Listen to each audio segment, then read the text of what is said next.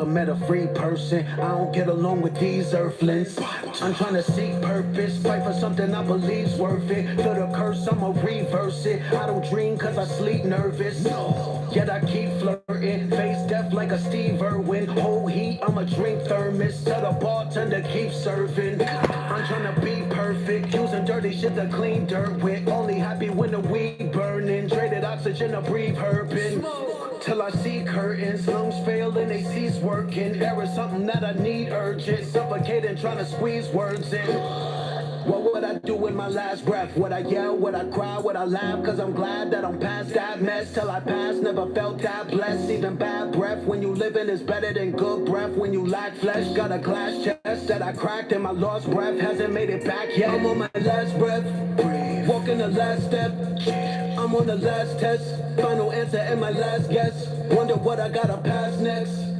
I'm on my last quest, so much harder than my last track. Mad bless, hope I can outlast death. Grim Reaper got my address, down on my last cent. Cash spent from a check I don't even have yet from my last rent. Sweater shit has got me mad stressed. I inherited my dad's debt, never got to hear his last breath. And the only reason I ain't passed yet, I'm the first ever and the last left. I let the record show, I let the tech explode. Put on the weapon show, pull up the Texaco, Knuckles in Mexico. Call up the technical, they know the text a blow. Shasta I'm Plexico, turn you to vegetable. Body electrical, accident alkaline. Body so flexible. The shooter's feast like a Uber Eats. Got a group of these suited these cooler bees. While letting the Uzi Aruga speak. An American got up in Cuba eats. The powers they seek and powers the weak. They follow and creeps. Powers that be inherit the world from cowards and sheep. Been to the mountains, top towers and peaks. Flowers and sweets that showered our feet. The lightning and thunder that shower the sleep. Sour the D's, this not a verse, this sour receipts. What would I do with my last breath? Would I yell? Would I cry? Would I laugh? Cause I'm glad that I'm past that mess. Till I pass, never felt that blessed. Even bad breath when you living is better than good breath. When you lack flesh, got a glass chest that I cracked and my lost breath hasn't made it back yet. I'm on my last breath, walking the last step. I'm on the last test, final answer and my last guess. Wonder what I gotta pass next. I don't mean to mute Blue Pill's verse. He gets upset about that, but we got to start the show. All right? Peace to the family.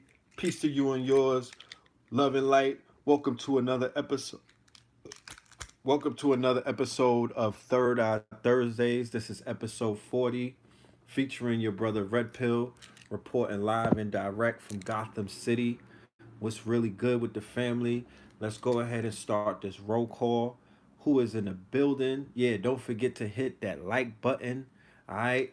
Washington by way of New York, Colorado in the building, Jersey in the building, Rhode Island in the building, Largo, Leesburg, Virginia's in the building, Jersey's in the building, New Mexico, Michigan, Denver, Jonesboro, Arkansas, Ottawa, Jacksonville, Philly up in his John, New Orleans, Chicago, Sacktown, Bmore, Ohio, what's happening?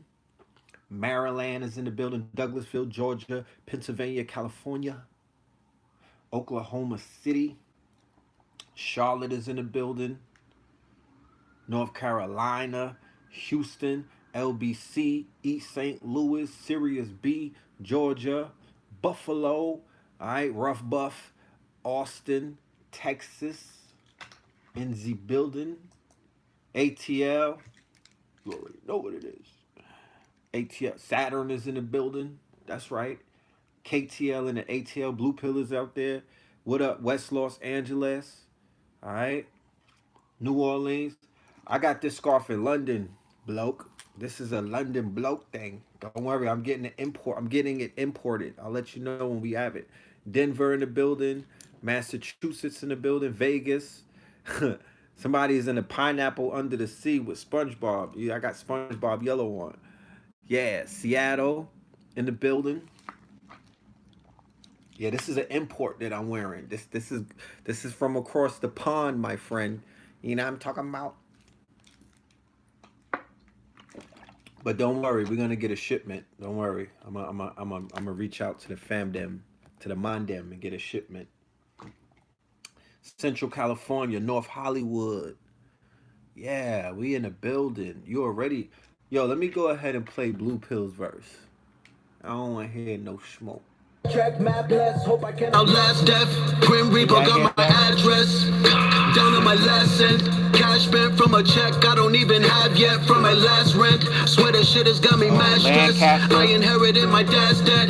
Never got to hear his last breath. And the only reason I ain't passed yet, I'm the first ever. 50 last minutes like a track finish. I attract women, they the bad women. I'ma splash in them, leave a bag with them. Then I raise seas to be mad different. If I die now, I'm coming back in them. Cause they dad missing, but they cash dripping. Cause they royalty, so they brag different. Ain't no ass kissing, never had feelings. Seen a white victim and a black witness. Mac ripping on my last mission. Yak sipping, blowing blackism. Gat missing, he was lax slipping. Smack hit him, now we act different. Apparition, the bad vision. The Mac a chip him and crash the system. Uncle Tom, cause you that willing. Fuck the law, I'm going back to living. Astral prisms of black religions. Activisms of conversations. Sacrilegious, the palms of Satan. Black magicians, Babylon are racing. Raise our hands to the gods we praising. Hustling, the marathon we racing. Nipsey at the finish line, he waiting. So look, I hope, and yeah, he definitely spazzed. He knew what he was up against. You know what I'm talking about? He knew it. He heard my verse before he laid his. He knew what he was up against. He knew he couldn't. You know what I'm saying? He knew he had to come through. I hope and pray that y'all in the building November 3rd. We're gonna be in Brooklyn, St. Francis College. You know what I'm talking about? We're gonna be in St. Francis College performing that for the very first time at the Ascension 2020 conference. Brother Rich, Black Magic 363. He has we're doing an end of the year conference starring, headlining Billy Carson from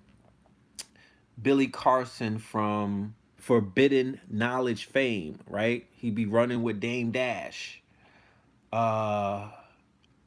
Yeah, it's gonna be Gano Grills, Red Pill, Blue Pill, and I'm bringing my younger brother KT the Arch degree. I'm giving him some of my time to go Super Saiyan. That's his birthday, November the 3rd. So that's his birthday present from his big brother. His big brother is letting him come and rock, because, honestly, that bill right there, like that's his food right there. He could eat that whole bill up. Like KT goes he goes super metaphysical on Negroes. He's not just a genius when it comes to the health. He's a genius all around. So I'm gonna let KT come and chew these niggas up real quick. And yeah, it's gonna be a legendary. I mean, it's gonna be one for the record books. We're gonna make sure that whoever's paying attention, you're gonna be going into 2020 lit. All right, you're gonna be going into 2020 super lit. You know what I'm saying? You're going to have instructions.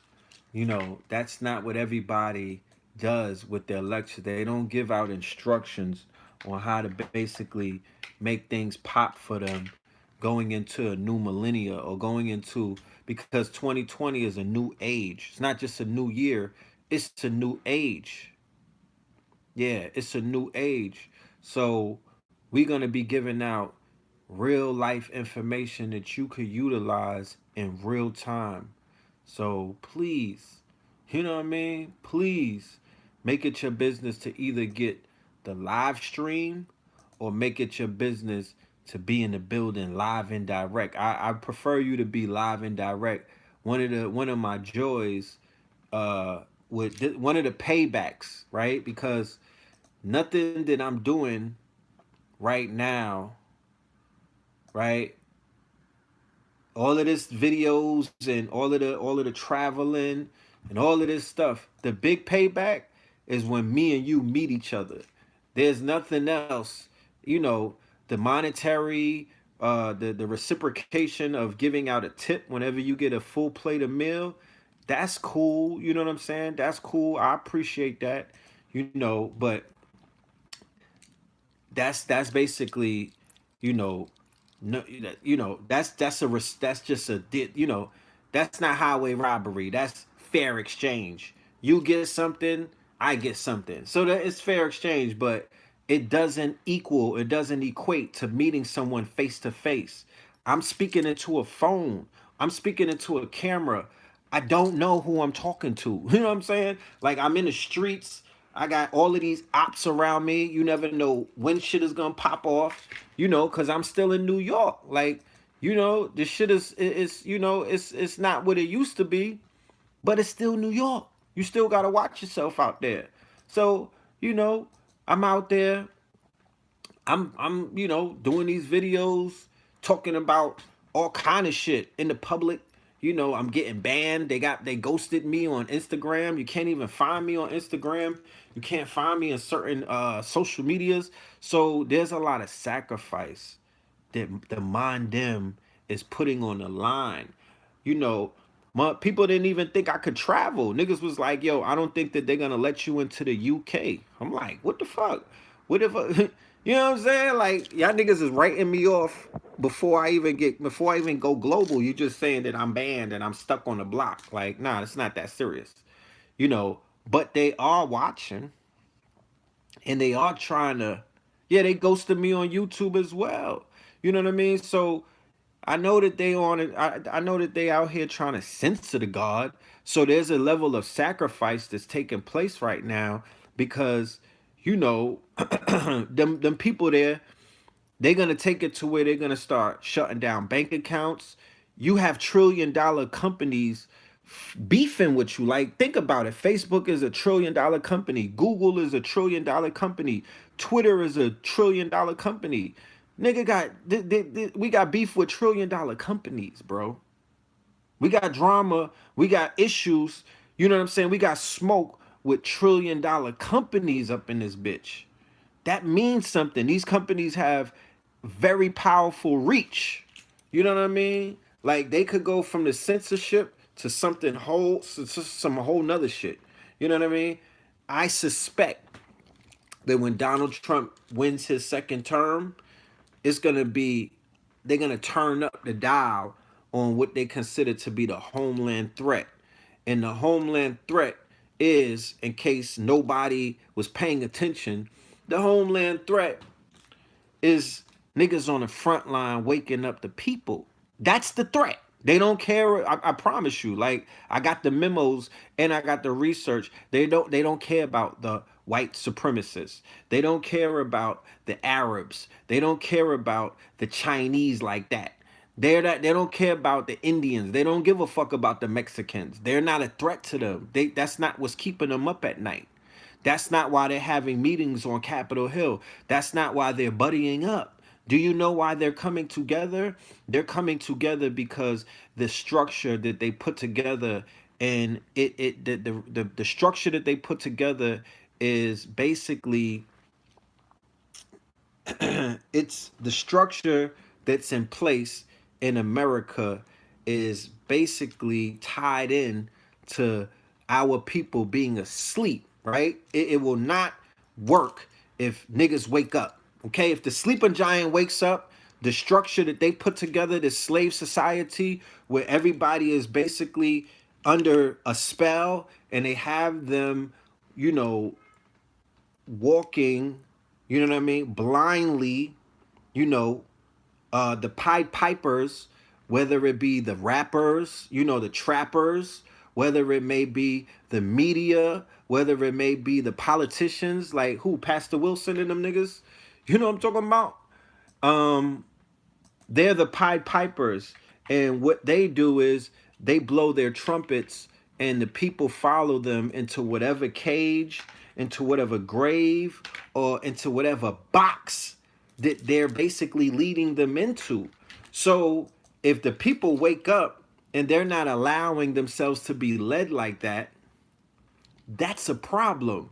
If the people wake up and they're not part of this slave system where all they want to do is work for these motherfuckers, you know what I'm saying? All they want to do is basically be, you know, worker bees, or they want to be, you know, if they don't want to be, you know, because people don't even want, they're not aspiring to work for people anymore. They're like, fuck a job. We're in the age of entrepreneurship. I'm working for myself.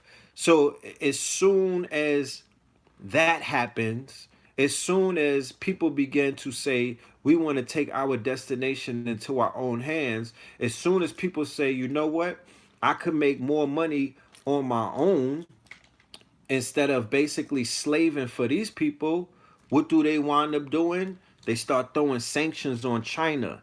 If you're not an entrepreneur, or if you're not into, cutting out the middleman, you don't know the significance of what China plays in small businesses and for people who are getting what is known as internet or e-commerce money. You know what I mean? But China is the number one player when it comes to cutting out the middleman, and the middleman is the European. The middleman is this European who always made us think that we needed them. We don't need them anymore. Not in the age of the entrepreneur. Not in this new era that we live in. You do not need. You could never see a European ever again and live like you're a fucking king. Do you understand what I'm saying? You could never make contact with a European, a pilgrim, a Neanderthal, whatever you want to call them, a Caucasian, whatever, a Spaniard, a Frank. I don't want to be disrespectful. An Irishman, I'm speaking to y'all because I know y'all watching. So whatever your nationality is, you know what I mean? You, me, right? An Aboriginal, an African, or whatever you want to call a melanated being, me and you we don't never have to come into contact with each other, and my life will be great, right?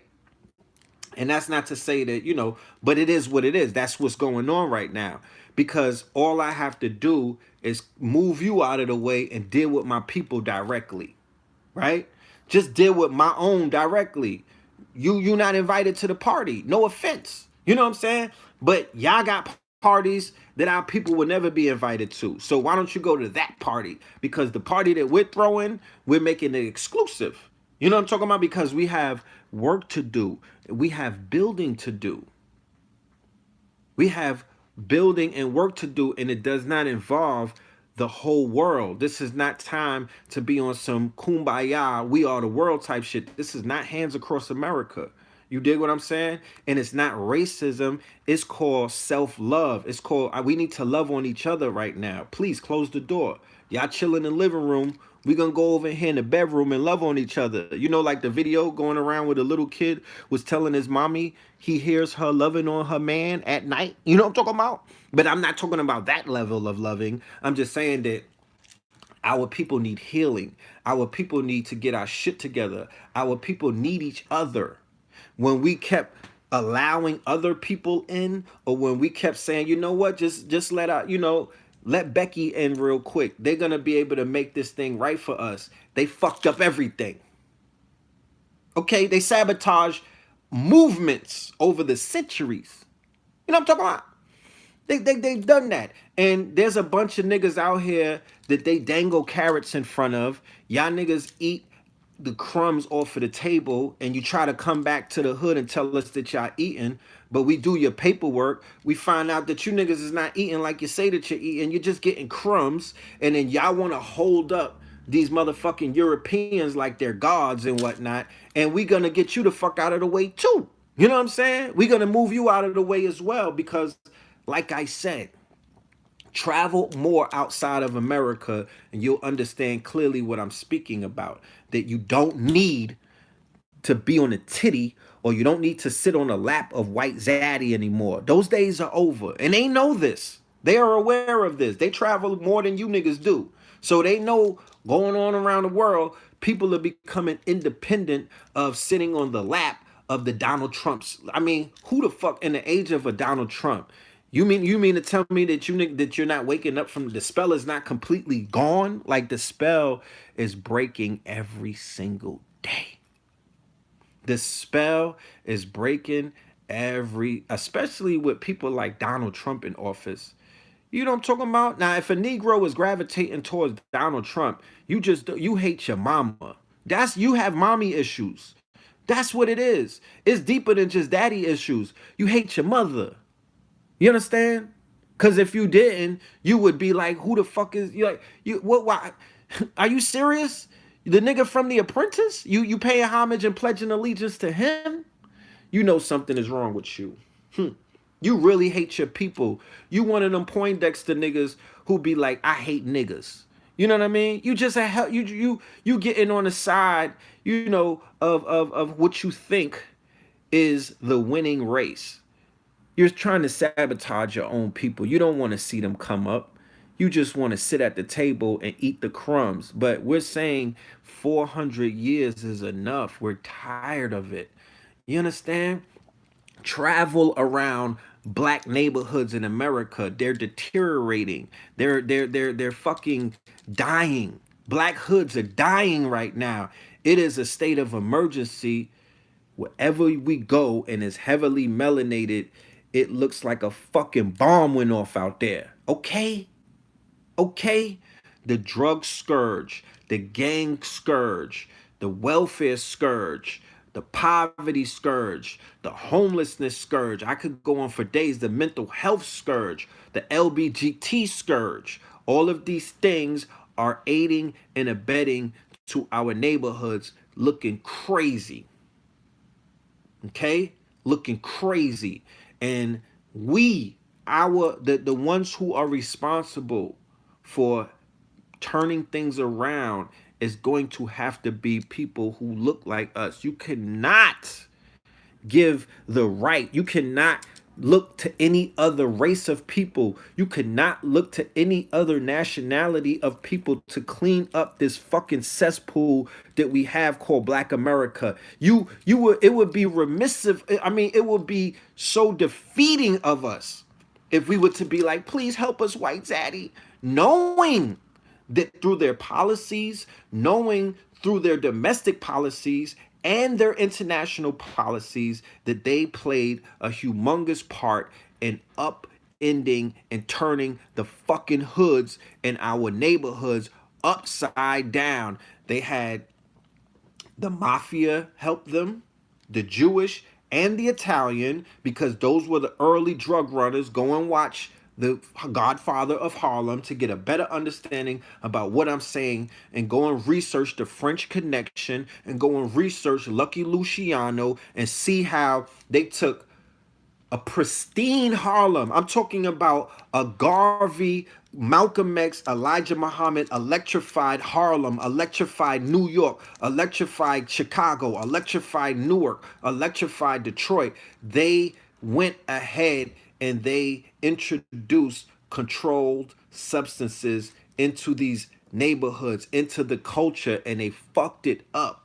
And then after that, you have Lyndon Johnson. After they began the assassinations by way of COINTELPRO, then you have Lyndon Johnson in the 60s coming along, introducing, what was that? Great Society. Okay, so Great Society ushers in welfare. Great Society ushers in get that nigga out the house. Great Society ushers in, you know, the cheese and whatnot. You know, all of that sad diet. Great Society ushers in No Child Left Behind and Head Start. Great Society ushers in a whole bunch of things. So then, now they begin to utilize people who look like us as the motherfucking turncoats or the cancers in our own society. And those are called drug dealers, those were called pimps, and those were called coons. Okay? Coons. Because Nicky Barnes and all of these niggas that niggas be hailing up as, oh, that these niggas is legends. No, he's a rat, first of all. The Frank Lucas is a rat, and a whole bunch of these niggas are enemies of their own people. Okay? Because they openly sold heroin and a whole bunch of other drugs, and they sat back while their neighborhoods were destroyed, while their culture was destroyed, while everything fell apart. And then they like, you know what? We out here feeding the people, giving them turkeys and all of this stupid shit. Like, don't ever fall, right? As a people, don't ever fall for that catch-22. You know what I'm saying? Don't ever fall for that. So there's been, and then let's not talk about Ronald Reagan, Oliver North, and the quote-unquote Reaganomics or the Reagan era, and the introduction of crack cocaine into the hood, going, you know, what is Snowfall, Rick Ross, you know what I mean? The real Rick Ross, Highway Ricky Ross. So the government, the CIA, the deep state, or whatever you want to call it, they have played an active role in in basically destroying everything that we helped to build up. So they leave the poison and then they step off, right? Let's not talk about let's not talk about the crime bills. Let's, what about AIDS? Chemical warfare, biological warfare, the AIDS virus, the all of the research that shows that they played a huge part in introducing that AIDS virus, that biological warfare into our hood. You know, Bumpy Johnson was cool with Malcolm. Bumpy Johnson was a numbers runner in the beginning. Bumpy Johnson was an enforcer. He was the muscle. Bumpy Johnson was a shooter. Bumpy Johnson was a mobster. He was killing the Italian mobsters. He was at war with Dutch Schultz and them. So he, and he basically played a part with, he was funding a lot of the conscious movements like the Nation of Islam. He was giving them bags and whatnot. Bumpy Johnson, to my understanding, was involved in drug dealing as well. You know what I'm talking about? But Bumpy Johnson was an honorable man. You know what I'm talking about? That's an honorable man. From my research, from my research, you know, Bumpy and Queenie.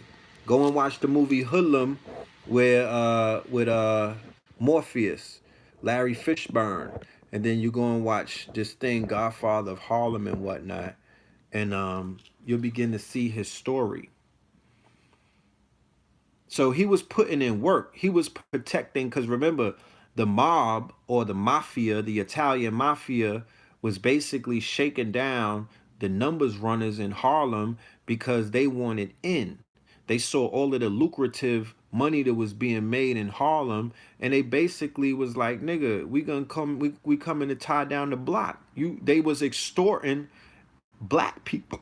They was extorting Harlemites. They was extorting New York. They was extorting the people.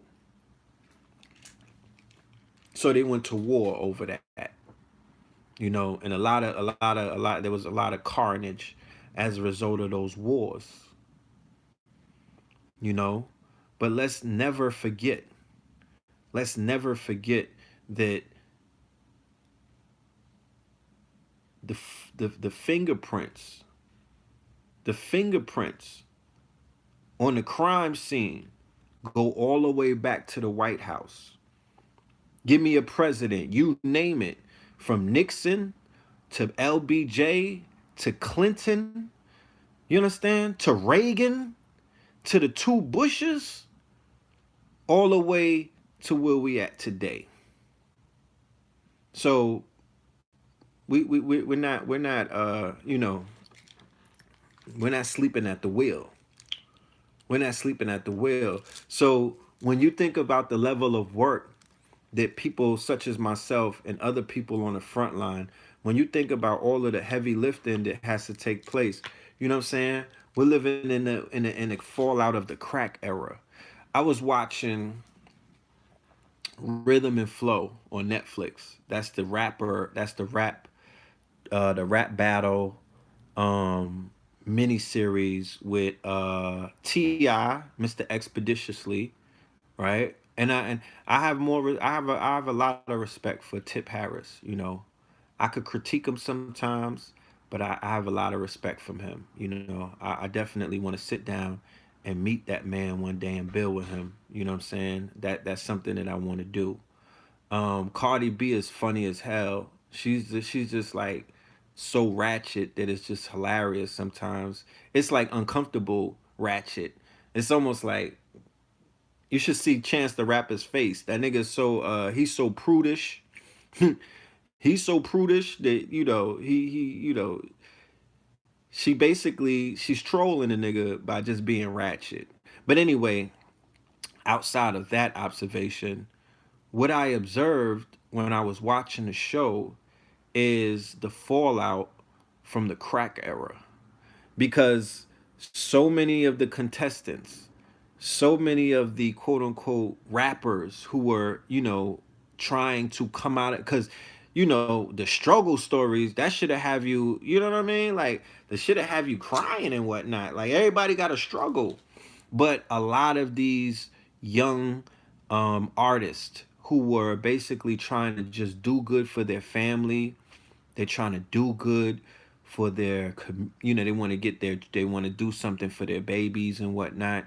You know, they had a lot of real stories about their parents. They had a lot of horror stories about the conditions of their parent, like what happened to their parents when they were young. Mama was strung out on drugs. Father was a crackhead. Father wasn't dead. Father was in jail. Father got killed. Grandmama raised us. Auntie raised. It's so many stories. So I'm just watching it. I'm like, yo, these generations that we're dealing with, the ones that we don't necessarily understand, especially the ones who we judge, right? Especially the ones who we're judgmental towards, the ones who can be seen as antisocial, or the ones who decided that they're not going to go along with the plan and they're not going to basically conform and fit in. They're called misfits, or they're outcasts, or they're outsiders. Some of them belong to the LBGT community, some of them do not. You understand? But what we need to know is everybody has an origin story. The same way that we saw the Joker story, and they showed you the trajectory, the downward spiral that Arthur Fleck was going through. That was the character who becomes the Joker. His downward spiral was a plethora of incidents. One of them is that he got taken off of medicine because of budget cuts. Another one of them is that he had a mother who had mental health issues. She was fucking cuckoo. You know what I mean? And that rubbed off on him. Another situation was he was being bullied and whatnot by the thugs in the neighborhood. So everybody has an origin story. These brothers that you might see walking down the block looking like Pharrell on a cover of GQ, mad moist and whatnot. Niggas got heels with full beards and whatnot, and Birkin bags. They have an origin story. And if you were to sit down with a majority of them and, just be like, yo, tell me your story. Like, how did you become, you know what I'm saying? How did you become who you are now? You know what I'm saying? How did you become the bearded lady? You know what I mean? Like, how did you become RuPaul? Shit like that. And you will have to brace yourself because they're going to give you a story that's going to make you say, God damn. God damn, bro. Are you serious? So this is a result of trauma. This is a result of pain. This is a result of hurt. This is a result of neglect. This is a result of a lot of factors that we're not factoring in. Boom. You on your timeline. We could move the spectrum to a whole nother side because people would be like, fuck that. I don't all right. The Instagram baddie, right? Or the video vixen, or the quote unquote Instagram thought. You know what I mean? They got 1 million and 3 million and 10 million followers. I know a few of them. He'd be like, yo, Shorty is bad. She got mad niggas following her. You know what I mean? She's living her best life. She's in Turks and Caicos every other weekend. I seen her in Dubai. You go ahead and you sit down and you have a conversation with some of them. You go ahead and you have a sit down conversation with some of the most famous strippers that are out here. They got little girls wanting to be like them. Niggas' daughters are emulating prostitutes or sex workers. I'm sorry. We got to be politically correct. But I saw an interview on a Breakfast Club earlier this week, and the sister that they were interviewing was raising awareness about human trafficking in the sex worker industry. And on Know the Ledge in 2012, I believe, we brought a brother on our show. He lived in Atlanta and he wrote a book because he was a former sex worker. I think either he was a pimp or he was in that industry. He played a part in that industry. And he raised the alarm about Atlanta being the #1 hub for sex trafficking, meaning because of the airport goes everywhere and the highways go everywhere, and the perversion, the sexual perversion in that city is at such a low vibration that there's a network of children that are being kidnapped, young women that are being kidnapped. And yeah, not the sister who was on the Breakfast Club today, who came home, who basically got clemency for killing. She was also being trafficked. But before that, a few days before that, it was another sister. Let me pull it up so you could I could tell you her name so you could watch that. It was heartbreaking. I have a daughter, I have a son, because she was explaining that it's not just about the girls. They snatching up little boys. And she was explaining that there's some shit that they do when they kidnap a child. Now I'm about to get graphic. So, if there's a little one that's listening, I'm just giving you a precaution, right? I'm giving you a precautionary heads up, because I don't want to scare anybody. But the adults, y'all could hear this. She was saying, all right, let me give you her name. Her name is Tony, Tony, right? Rivera. Okay, D is in Daryl, Rivera. And the title of the video is Tony D. Rivera tells her story of surviving sex, human trafficking, right? And her purpose to save lives now. Now, her story is very interesting. Her story was basically she went to the Freaknik in the 90s. She came from a small town in South Carolina. She said that she would, yeah. I'm going to talk about the babies in the closet. That's what I was trying to explain to y'all, that, it's about to get graphic in a minute. I'm giving you a time to, to censor your environment. So she basically was twerking on a car for everybody to be like, oh, twerking, we're just relaxing our muscles. That shit is from ancient Egypt and whatnot. They were twerking in Samaria. Nigga, like, shut the fuck up with that stupid shit, please. You know what I mean? Stop it. If you're going to compare some shit to some ancient shit, go a little deeper, yo. You know what I mean? Stop it with the bullshit. Nigga, you know what it is. If a shorty is twerking in these streets, she's a fucking thought. That's how she's going to be summed up. That's how niggas, that's the energy that she's gonna give off. And the men or the women, you know what I mean? Because just you got sisters out here with strap-ons in their book bags running up on shorties.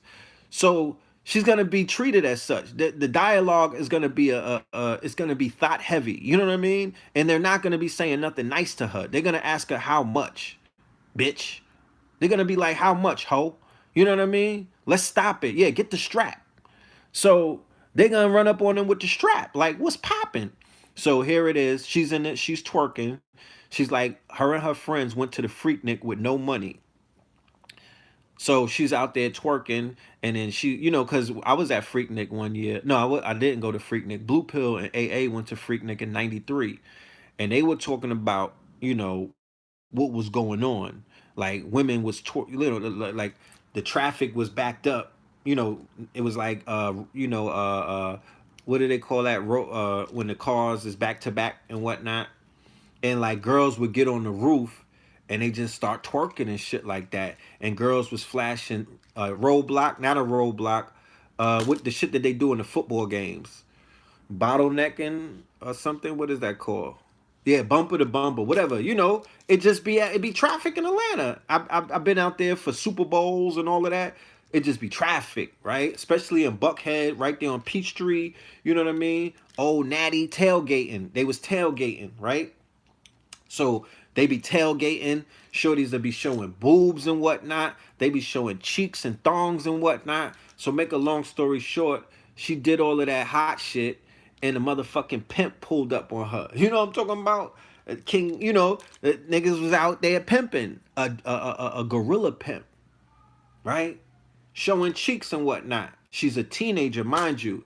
So in the interview, she's not giving all of the, you know, she's of course her version of the story is not gonna be the same version that the pimp is gonna give. The pimp is gonna be like, nigga, she wanted this and I gave it to her. You know what I mean? That's how it goes down because you don't know, you know, I mean, I've been in these situations. You know what I'm saying? In hindsight, you know, people get religious and shit like that, and they be acting like, oh, you know, I was coerced. But when it's going down, my nigga, it's going down. And there's none of the coercion that they talk about happening. Like, they're just willingly getting down. Let's be real. They're getting down. And she explained that even in her town, she was out there thotting before she went to the Freaknik. So, make a long story short, the pimp nigga rolled on her. He basically, you know, whatever he did, convinced her to run with this guy. Right? It convinced her to run with this pimp. She went home, packed her bags, and came to Atlanta. And he basically had her working. He basically was like, bitch, do you want to get this money? Well, here, you're going to run through 50 niggas a day. You know what I'm talking about? When she started giving the numbers out, I'm not a prostitute. You know, I've been around prostitutes. I've been around pimps. You know what I mean? I think certain pimps are disgusting. You know what I mean? I think that they're very appalling and whatnot. I witnessed a pimp in Atlanta called Iceberg. This was in 1997 or 8. We was selling, you know, we was selling clothes and whatnot. So when you sell clothes in the underworld, you mixing in with everything. You know what I mean? When you sell clothes to drug dealers and to pimps and to strippers and all of that, they invite you into their world. They invite you to their house. You know what I'm talking about, nigga? Door-to-door service. So you're immersed in that world because you are part of the underworld. You know what I mean? When you out there doing your thing, you are part of that underworld. So A alike, C alike. But we was at 112, right? It was me and my cousin. We at 112. This is when Blueberry first came out, right? This was in the late 90s, and the weed called Blueberry just came out. So the dude Iceberg, he was like, yo, he bought some clothes from us. Then he was like, yo, I'm gonna go smoke this Blueberry. Y'all want to come in, you know, I got a hotel room over there. Y'all want to come and blow it down. So we was like, all right, we're gonna go blow, you know, we're gonna go blow some trees and whatnot. So he was telling us about this young girl that he basically he knocked at the bus station. So we was like, you know, people talk, they say what they say. And he gets a phone call, and I could hear the girl on the other end of the phone, and she's crying and whatnot. So she comes to the hotel room. She tells the brother that she got held up by gunpoint with one of her tricks, put a gun to her head, and anally raped her, right? Anally raped her, right? So he's listening. We like, what this shit, you know, we like TMI, this is crazy. You know what I mean? So me and my cousin, we like, yo, we looking at each other like, this is some crazy shit right here. Like, this ain't like boosting and whatnot. This some whole nother shit. This nigga sat her on the toilet, right? And looked her right in her eye and was like, okay, you didn't get no money from that? She was like, I just told you he robbed me. He took my purse and he put a gun to my head and he raped me. Do you know what this nigga said? He told her, take a shower and get back out there, bro. This is a young girl that he just bagged from Greyhound. She was obviously, you know, she was on her way to go somewhere. And he caught her right there in Atlanta by Magic City by the Greyhound and convinced her to basically come to his hotel. And when they had sex, he turned her out. I'm like, bro, you gonna tell her to go back to work? He like, yeah, nigga, that's the game. You know what I'm saying? I can't, what the fuck, what I'm gonna tell her to go and chill? I said, give her the night off. He was like, nah, fuck that. We had to give this nigga the money that he gave us, right? From buying the clothes from us, we had to give him his money back and be like, look, this is for her, bro. Take this, take $300 and let her go to sleep. I don't know what's going on in your brain, my nigga. Where's your heart? He was like, we don't have a heart. Nigga, heart and money don't mix. So right then and there, I developed my sentiments towards pimping. You know what I mean? I was able to get a bird's eye view on the culture. And I just was like, that's some cold hearted. You got to be at a level of, you got to have some kind of mother issues. You have to have some kind of hatred towards humans to indulge in some shit like that. Because that nigga didn't have no remorse whatsoever. His heart was really ice cold, you know? And so the sister, Tony D. Rivera, she's like, yo, I was sleeping with 50 men a day. I'm like, I can't even think of, I'm like, what are you talking? I'm thinking, I'm like, 50 men? Nigga, that's a lot of wood. And she was doing it for like 20 years. She knew Charlemagne the God. She was gonna give him some box. Back in the days, she was in his hotel room. He bought her sandwich and threw the cape on and was like, nah, you too cute to be a prostitute. As if there's ugly, like there's a fucking a prostitution, there's like a prostitution fucking spectrum where if you're like straddling the fence, a nigga would be confused and be like, damn, uh, you too ugly to be a regular chick. Go be a prostitute. I don't know what that means when you tell a girl she too pretty to be doing certain things. I've said that over time, but you got to examine that. And everything that she was talking about was heart-wrenching. She said that she was like, yo, because this is the cold-hearted shit. Because remember, it's like a vampire culture. We talked about this before when we spoke about the LBGT thing. Like when little children get violated sexually, it's almost like Interview with a Vampire. They showed you that in Interview with a Vampire with Tom Cruise. Remember, he bit the little girl, right? He bit the little girl. He molested, he violated a baby. And then she became a vampire herself. And she began to bite little children. And she brought more children in to become vampires. And that's what we see taking place in certain cultures, that they understand that if they violate a child in an impressionable age, remember the Jesuit church said, give me your children from 0 to 7 and I'll give them back to you because I got them then. Where did they get that? They got that from the programming of the friars, and they got that from the programming of the Jesuits who went into Central America, South America, and the Caribbean and was raping and pillaging these fucking babies in the name of Christ when they were out there doing their conquistador shit. So what they meant was at the age of 0 to 7, the brain is in theta mode. When the brain is in theta mode, the brain is programmable. Everything is the child is basically taking everything in their environment and downloading it. That's why when you're in the room doing the nookie, turn the fucking music up or something. And don't put on no Trey songs. You might want to turn up some, you know what I mean? I don't know what you want the kind of music, but you don't want no child, no little baby to be sexualized, hearing their motherfucking moms getting their backs blown out at like 4 or 5 years old. That's not good for their development. You know what I'm saying? That's not good for their development. I remember when I was young and I heard my father doing the nasty and whatnot. That shit's still with me. You know what I'm saying? It's still with me. We was sleeping in the living room. You know? We was like, what are those strange noises and whatnot? So I know the impact that it has. But anyway, back to this story about this sister. And she said something that was interesting. She said, and this is her saying it. This is not Red Pill saying it. I'm repeating what the sister said.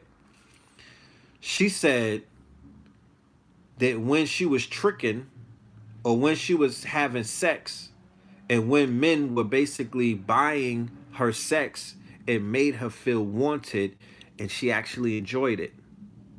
Okay?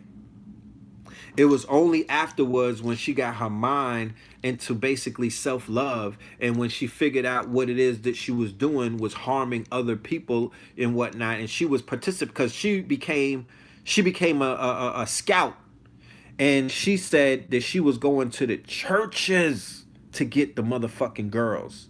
She was seeing when the pastor asks who want to come up here, who want to come up here and testify.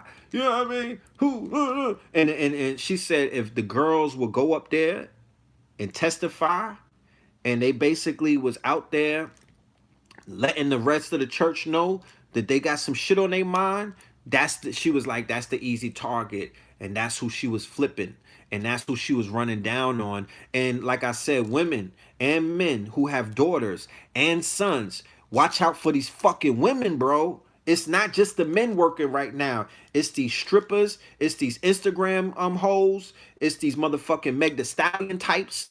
It's all of them that are working together because human trafficking and sex trafficking is bigger than the drug game now. Niggas is not selling drugs no more.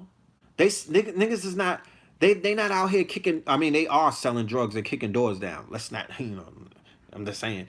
But it's not at the level that it used to be because of the time that's attached to it. So the new hustle is, there's two big hustles in the underworld right now. Body harvesting, organ harvesting, right? In human trafficking, aka kidnapping. I mean, I don't know why they doing that, because you could get, that's all federal. That's all federal, but it's a modern day slave trade for all of you niggas and for all of you ADOSs and for everybody that's like, yo, if I was alive, if I was running with Harriet, you know what I'm talking about? I would be like Mad Max. I would be out there bodying shit. Well, you got a job to do. You got a job to do because, Brody, my man, my guy, the numbers are staggering. They give it this fancy name about human trafficking. Nigga, it's slavery. They call about sex workers and sex trade. Nigga, that's slavery. It's nothing else. It's nothing else. You're trapping human bodies. And the organ harvesting thing is going big in the Caribbean and whatnot, places like Jamaica and places like Haiti and other places as well, because the human body, the body parts, you could fetch more money than basically selling a few birds. One body, one human body, if you get a nigga in a truck, if you get a family and you catch them in a truck at the Mexican border, if you're able to trap them in a truck, you got them. You know what I mean? That's what the cartels are doing. They're basically, they filling up trucks and they basically selling them people off. And the people who are buying them, when you have the immigrants crossing the Mediterranean Sea going into Europe, they're being organ harvested. They're organ harvesting them. Whenever there's an earthquake or a hurricane, like in the Bahamas and whatnot, and the NGOs and these people show up with the Red Cross, like they finna help somebody, the Christian organ, they filling up the plane with bodies, my nigga, and with people that are dead and alive, and they're organ harvesting. I put an article on my Instagram page that the organ harvesters moved into the morgues and whatnot, and they're organ harvesting so hard that they're fucking up autopsies. They're taking body parts before they could finish the autopsy, and it's becoming a problem in LA County. Go and look it up. It's in the LA Times.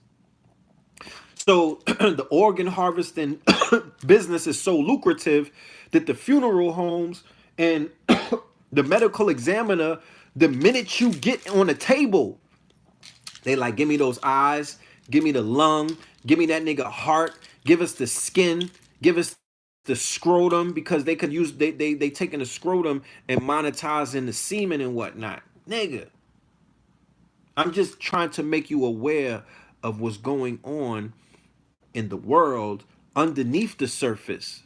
y'all paying attention to what be on the surface. I'm taking you underneath the surface because it's some wicked shit going on. And I need you to be aware. This is about consciousness. This is about having your eyes open and being fully aware about what's going on all around you. Not to be in a state of fear, but to be on your motherfucking P's and Q's. I'm about to put a chip in my goddamn children, bro. I'm contemplating putting a fucking RFID chip because I can never fathom. I don't even want to say it out of my mouth. I can't even fathom that shit. So the lady on the Breakfast Club interview, she was, I know people was like, no, don't do it. Fam, I'm playing with you. Don't even, that's for shock value. Don't take me seriously on that. But the lady in the interview, she was giving out some of the tactics of what the pimps are doing when they snatch up little girls. So this is what they do to turn them out. Okay? She was like, and this is not me talking. I'm just repeating the shit that I'm just repeating some shit that I heard on the Breakfast Club. And I'm taking it for the truth. You know what I'm saying? She said that when they snatch the little kids up, they put them in a closet for 3 or 4 days and don't feed them, right? They starve them. They put them in the closet. They lock the closet, right? Then she say, when they come out the closet, they give them a cucumber, right? And they basically make the girls deep throat the cucumber. And if they gag on the cucumber, they put them back in the closet. Come on, fam. Nigga.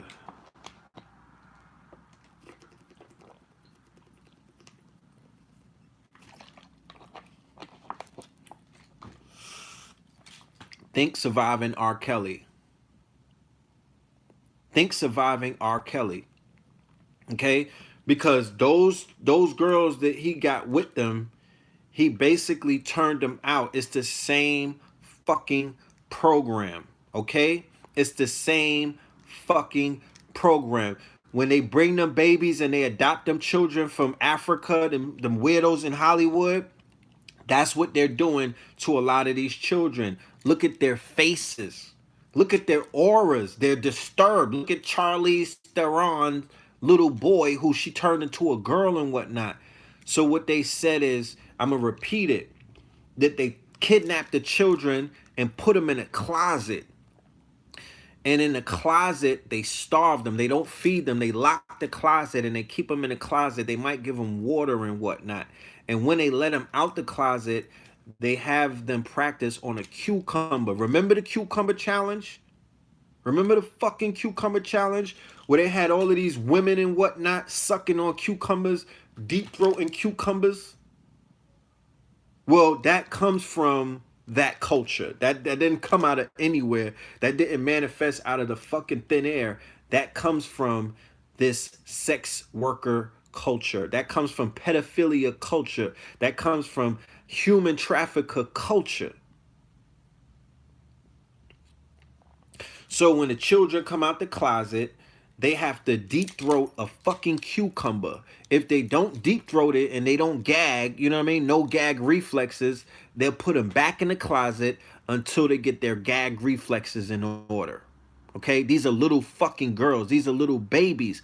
And to be honest with you, if you travel a lot, like I travel and whatnot, Atlanta Airport, right? The Atlanta Airport is the most busiest international domestic airport in the world.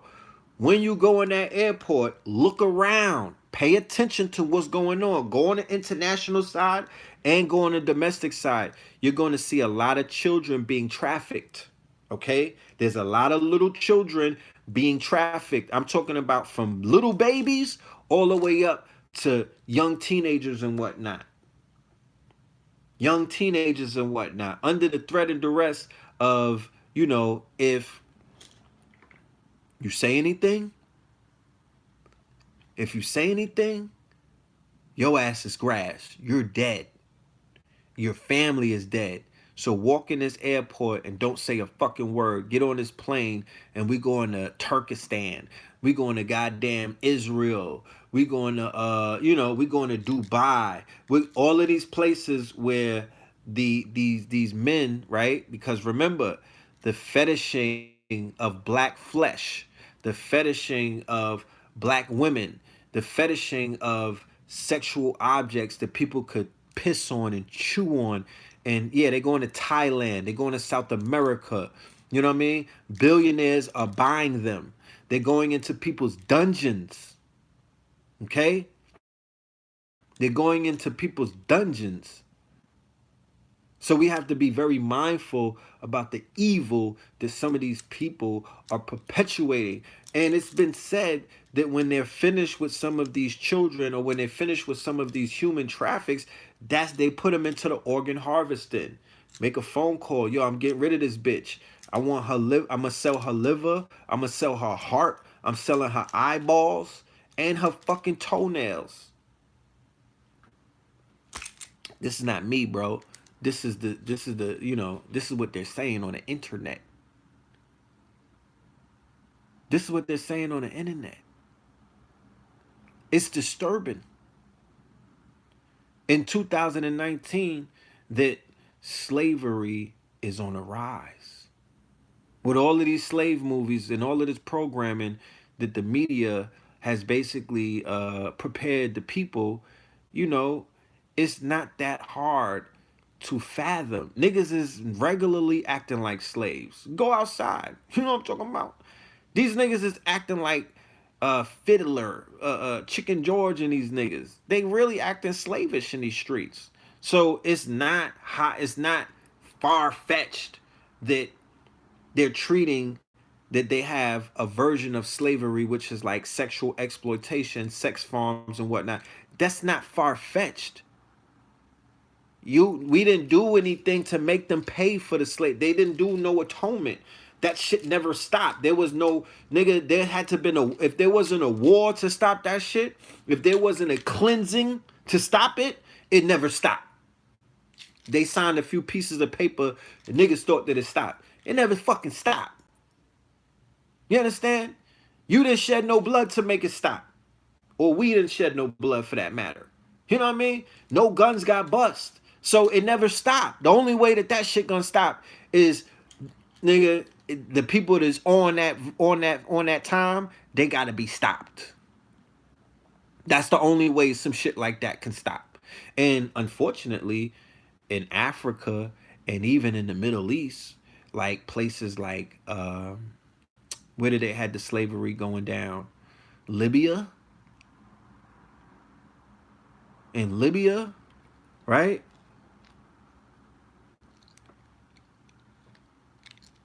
When we look up to Libya, they were slaving the people in real time. And I didn't see no African army marching into Libya, washing them niggas up. I didn't see Rwanda send any fucking drones to bomb them. I didn't see Ethiopia send any of the Ethiopian fighters on horseback to ride in them and rescue some fucking Africans. I didn't see the Nigerians put the scams down for a minute and hop on the motherfucking and hop in their Benzes and whatnot and go into Libya to liberate niggas. They didn't do none of that. They didn't do none of that. They let that shit persist. And they're doing it to this day. You know what I'm saying? They're still doing it to this day. You know? And even the people who are trying to cross over into Europe, they getting snatched up. And the women, the black women, they're getting, they all in Italy selling box. They're all up and down Europe right now, all up and down the shores and whatnot, prostituting them. The Mexican mafia, the Mexican cartels, they got their women, they're prostituting them all up and then down the border towns on the motherfucking West Coast and in Texas and places like that. There's houses that you could go into and the shit is a fucking brothel, you know what I mean? Of Guadalupes and whatnot, with a lot of happy endings. You go into Thailand, you go into places in Asia, they're still doing shit like that. You go into other places, they got little boys and whatnot, all in the Middle East. They playing with little kids, they playing with booties. That's a fact. So we gotta be in the midst of all of this, in the midst of all of this, we comfortably inside of whole culture. What's whole culture? Whole culture is when you put your radio on 8 a.m. to take little Timmy, you know what I mean, and Lala to motherfucking school. Meg the Stallion is telling them provocative ways on how to sell box, on how to fuck niggas for money. Prior to her, Cardi was telling them. Prior to Cardi, Nicki was telling them. Okay? So it's a vicious ass cycle. And there's 100 million other women in the middle of that. Because another thing that I observed when I was watching the shit on Netflix with the rapper competition, 80% of the women rhyming, but they had shorty named Beans.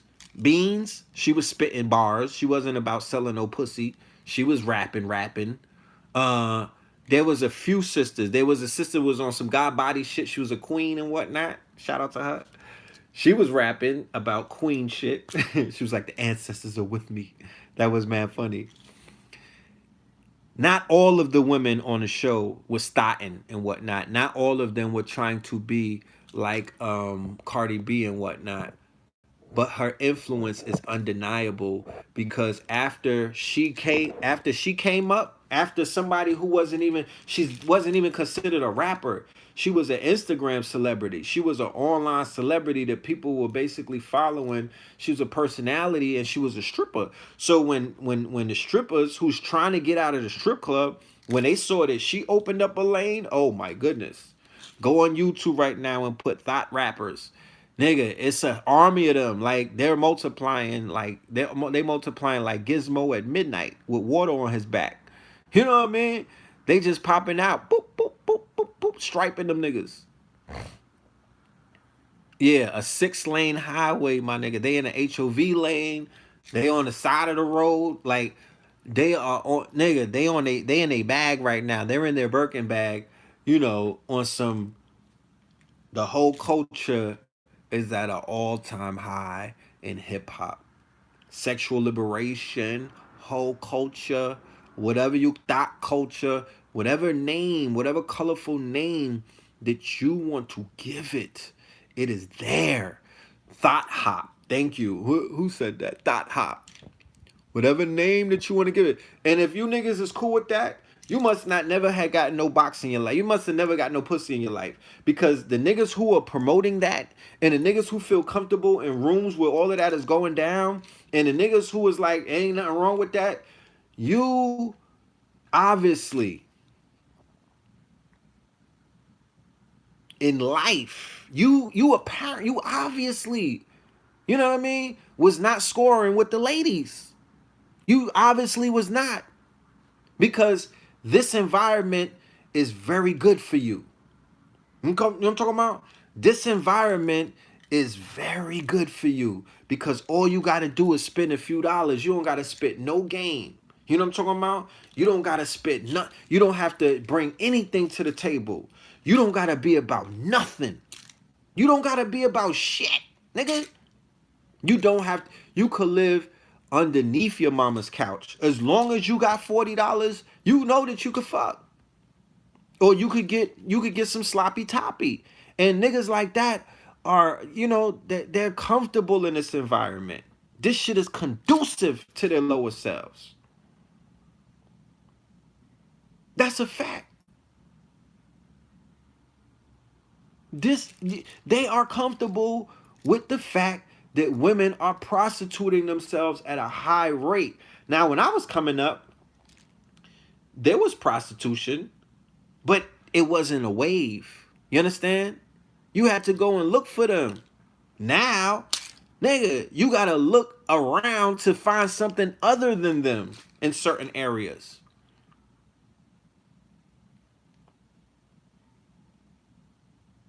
It wasn't that serious. That's right. And it was a level of shame for the neighborhood prostitute.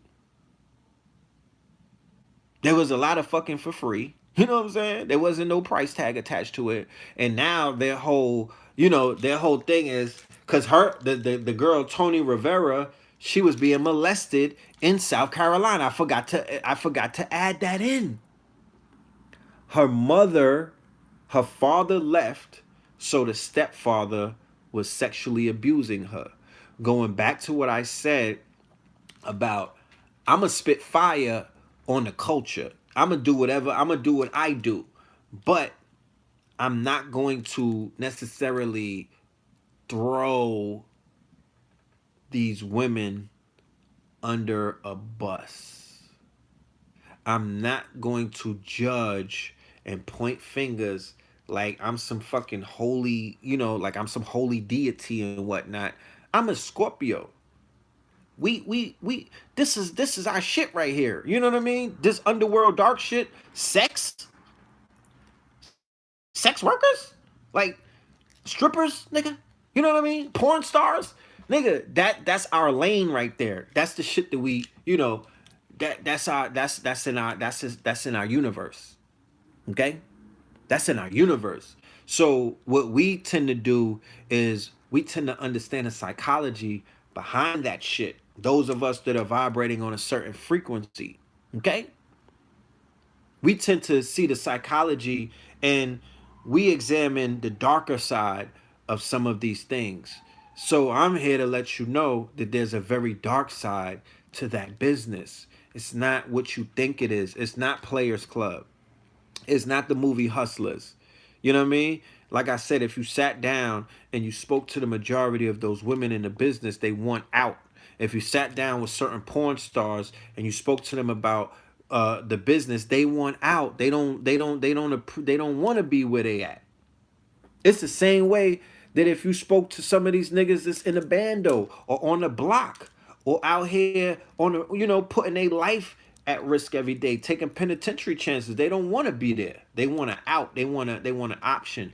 They want something else to do, and to basically, but they're addicted to the money. They're addicted to the fast cash. They're addicted to the quote unquote access and the notoriety that comes with it. Because, like I said, being in the underworld before, nigga, there's a reward system, there's a value system, and there's a penalty system at play in the underworld. But the reward system is, nigga, you lit. You know what I'm talking about? Attention. That's right. You get attention. You get to you got the killers and whatnot. You got the hustlers and the $100 billers. They fuck with you. You know what I'm talking about? They know your name, like Cheers and whatnot. You want to go where everybody knows your name. And because the hip hop, the culture that we all exist in, right? The hierarchy is an upside down pyramid because the hierarchy, the tip of the pyramid, the capstone of the pyramid is the underworld inside of hip hop culture or deaf culture as we see it today. So people are not aspiring to be known by squares. People are not aspiring to have niggas that go to work every day know who they are. No, they want to be known by the niggas who everybody is afraid of. They want to be known by the killers, the shooters and whatnot, the trappers, the scammers, the swipers. They want to be held. They want to be a part of that universe. I'm speaking about, sex workers and, you know what I mean? Young, even the children right now, based off of the based off of who's popping in hip hop right now. Who's the most streamed artist? Who's the niggas that's getting this with the multi-million-dollar deals? Who are they? They're dope rap, they're trap rappers, the Migos and all of their offspring. They're gangster rappers. You know what I mean? They're the Cardi B's, they're the strippers, they're the thought rappers and whatnot, and a few other misfits. That's the glorification of the quote unquote gangster rap culture. Is still with us. This shit is a fucking plague. It's been with us since the 90s. And it's eating our society. It's eating our generations alive. It's a living entity and it's eating our people alive from inside, and we're losing our bearings. We're losing our value. We lost our value system already. We're losing this war. Whatever fucking war niggas think that they're fighting. Oh, I'm just doing this to get out the hood. You go from one hood to a fucking box. You go from the hood to a jail cell. You go from the hood to walking around the streets, sleeping on park benches while homeless. Because to be honest with you, a large number of the homeless in New York are ex-drug dealers or niggas that was in the street robbing back in the days and couldn't adjust. That's a large contingency of the people who you see on Ward's Island with mental health issues, and the people that are homeless, they used to be in the game. How about that? How about that? So what part of that shit worked out for you? You know what I'm talking about? It's a vicious cycle, and our people want, and we need to admit that shit. That this drug war, we lost that shit. We're the cannon fodder of this quote unquote drug war, because like I said, the drug war, uh the crime bill, the federal sentencing guidelines, um asset forfeiture, when they take everything from you, if they lock your man up, they taking your house, they taking that car that your ass was driving, they taking the fucking crib that your baby was in, they taking all of them shoes out the closet, they're taking everything. They're freezing accounts, everything is wiped out. So asset forfeiture, all of these things that were implemented by the government. When you look around, these children, they have been traumatized as babies that are now basically part of counterculture or subculture. That's, you know what I mean? Like, we're losing the war on many different levels. It's small victories, but it's a lot of L's, bro.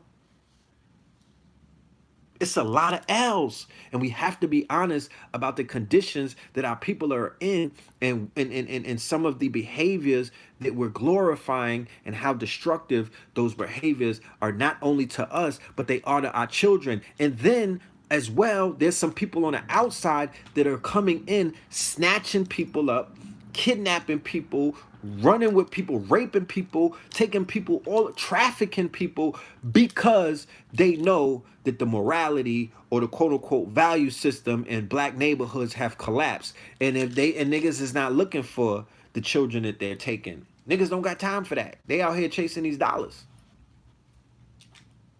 They out here chasing these dollars. They could care less. They could care less, because if they did care, this shit wouldn't be happening the way that it's happening. It's disgusting.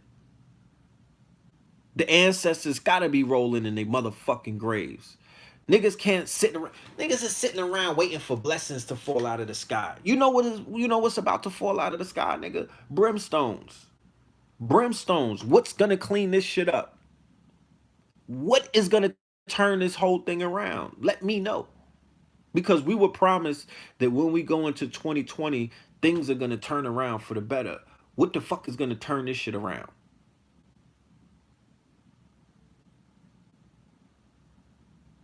Because niggas is sitting around waiting for blessings. They waiting for, yo, the ancestors gonna look out for us because our melanin is popping.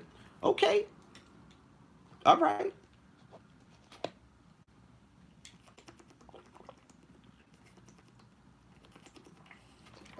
That's how you feel. And that's what it is. You know? If you really feel like that, then you keep waiting, my nigga. Keep waiting. You keep waiting. But this planet is going upside down. And it ain't, you know, we could point fingers at the 85ers, the knuckle draggers, and all of that. But at the end of the day, we are all bearing witness to it. You still watching the movie. You can't look away. You're still watching the movie. Right? We're still in the theater. We still watching a snuff film. You know? We're still being voyeurs. You feel me? We're still watching this shit go down. You know? And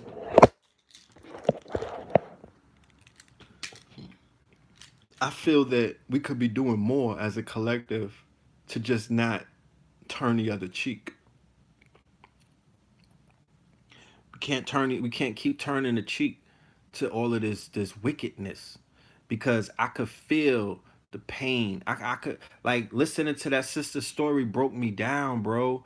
I'm about to watch Satonia Brown Long, the sister who came home. She got granted clemency.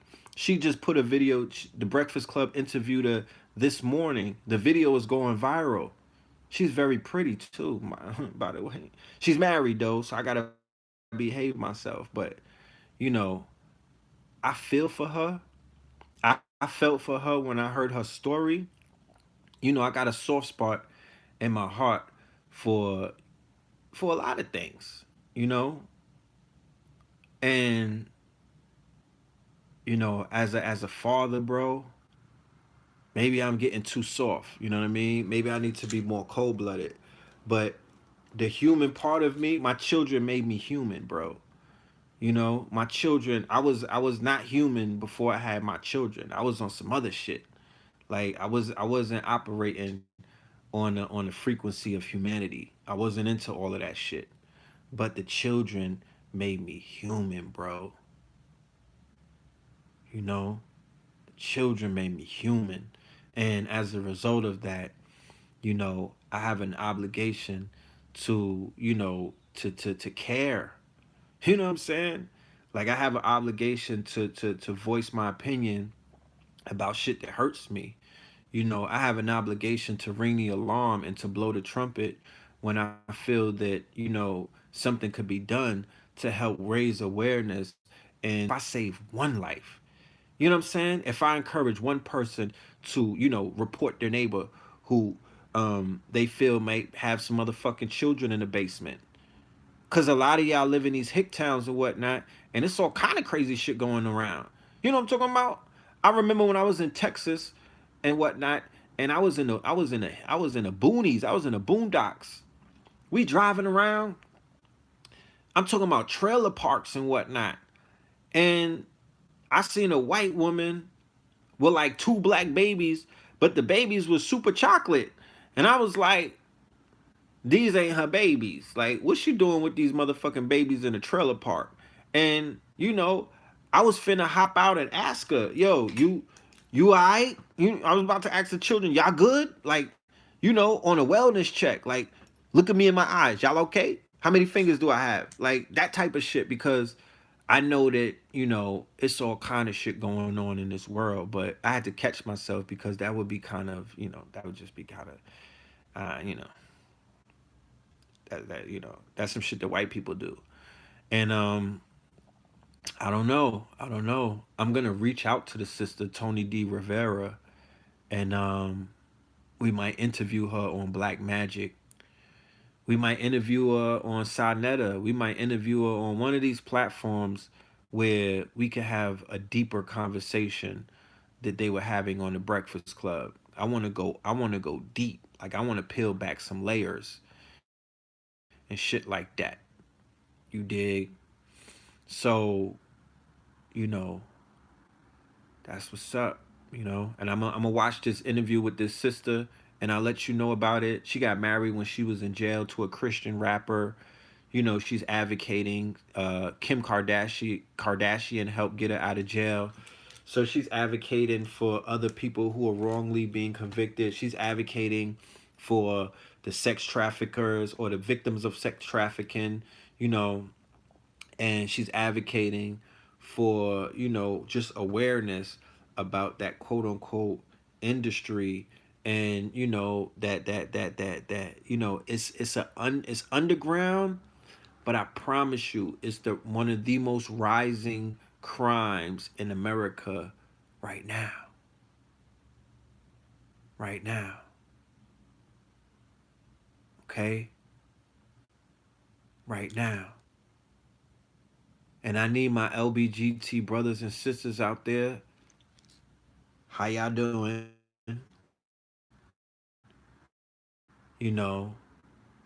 Once again, I need y'all to play your parts. I'm asking you. I'm pleading with you. Play your parts. Y'all are privy to a lot of information that we're not privy to. Y'all are in a lot of rooms that we're not in. Y'all know these pedophiles personally. You know what I'm talking about? Y'all know about a lot of shit that's going on, and y'all have a very closed secret society. Y'all don't out other people. I have never seen a LBGT out anybody. I never saw a LBGT whistleblower. How about that? When Me Too was going down, there was no LBGT people saying, yeah, I seen Lupita slide off with Harvey Weinstein, or I saw this person getting raped at a party, or I saw this little boy getting molested, or Corey Hames is telling the truth. None of them. And they know everything. You know, they always got the tea. And they're linked in to Ed Buck. They're linked because you'd be surprised how far a black LBGT boy is moved around in these sexual circles. You'd be surprised. All the way to the White House, my nigga. They move around. They move them niggas around on the motherfucking on the Th3rd underground. You know what I'm talking about? They move them around. I'm telling you. They hit licks. They pass them niggas around like you know what I'm saying, like a blueberry kush blunt. So they be around all of the liberals, they be around all of the pedophiles, they be around all of these white men of power. You know what I mean? Because they're prostituting them. These men are these dudes are gay for pay. A lot of them are gay for pay. You know what I'm talking about? Bussies for hire. A lot of them are bussies for hire. So they pass them around. Yeah, the boy toys. They call them boy toys. You dig? Yeah, Penn State had a pedophile ring. But, you know, that because the whistleblowers are usually the victims. Like how you have people exposed in the church. You have people are like, yo, in Penn State, they expose Sandusky and whatnot. But what I'm saying is the LBGT people who are not the quote unquote victims, where are you guys supporting your brothers and sisters? Why don't y'all come together and expose this shit for what it is? Because y'all have an intricate knowledge about where the bodies are buried. I promise you that. Y'all out here pillow talking with the serial murderers and the pedophiles. Y'all out here pillow talking with them. Y'all are closer to them than we are. Okay? Y'all know something. Y'all not out in nobody. Y'all keeping this shit hush because there's money on the table. And y'all out there eating the motherfucking breadcrumbs and whatnot, selling that bussy and whatnot. That's what y'all trying to climb the ladder and be the next Don Lemon or something. Y'all trying to get up in Tyler Perry's studio so y'all could turn that motherfucking studio into into the bussy carnival. I already know. But y'all got to turn this shit around because it seems like y'all not willing to help the people. It seems like y'all not willing to help the people and too many people suffering. And somebody is being quiet. And I'm looking at y'all and saying it's some of y'all. Yeah. Somebody is being very hush-hush on this shit. Somebody is being extremely hush-hush. And it's not the people who are basically trying to raise awareness. They're saying something, but they need help. They need support. Why don't y'all help them? You know, why don't y'all help them? Snap out of that fucking spell and whatnot, and look at what's really going on around you guys. You know, look at what's going on around you guys. Y'all do the hair. Y'all doing hair. You're doing nails. You know, you're doing all of the. So y'all in the, you know what I mean? Y'all behind the stage, y'all backstage. You know what I mean?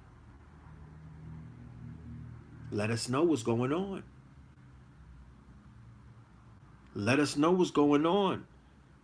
You know what I mean? Don't deny people when they come out and they're trying to raise awareness and ring the alarm. Don't brush them to the side.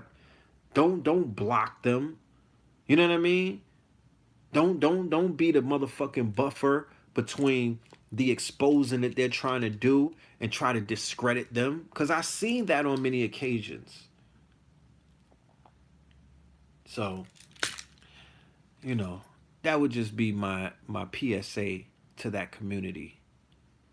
You know, do a little bit of inquiring. Do some fucking pet detective work. You know what I mean? Do some digging and whatnot. I'm sure that you'll find out, you'll find some things, because when that lady Tony D. Rivera explained on the Breakfast Club that they have children all in the dungeons, all in the basements, all in these, all they because if they're trafficking hundreds of thousands of children, where the fuck are they holding them? Like, where are they at? You know what I mean? They have to be in private places. They have to be in people's houses. They got to be in their basements. They have to be in their warehouses. They got to be somewhere.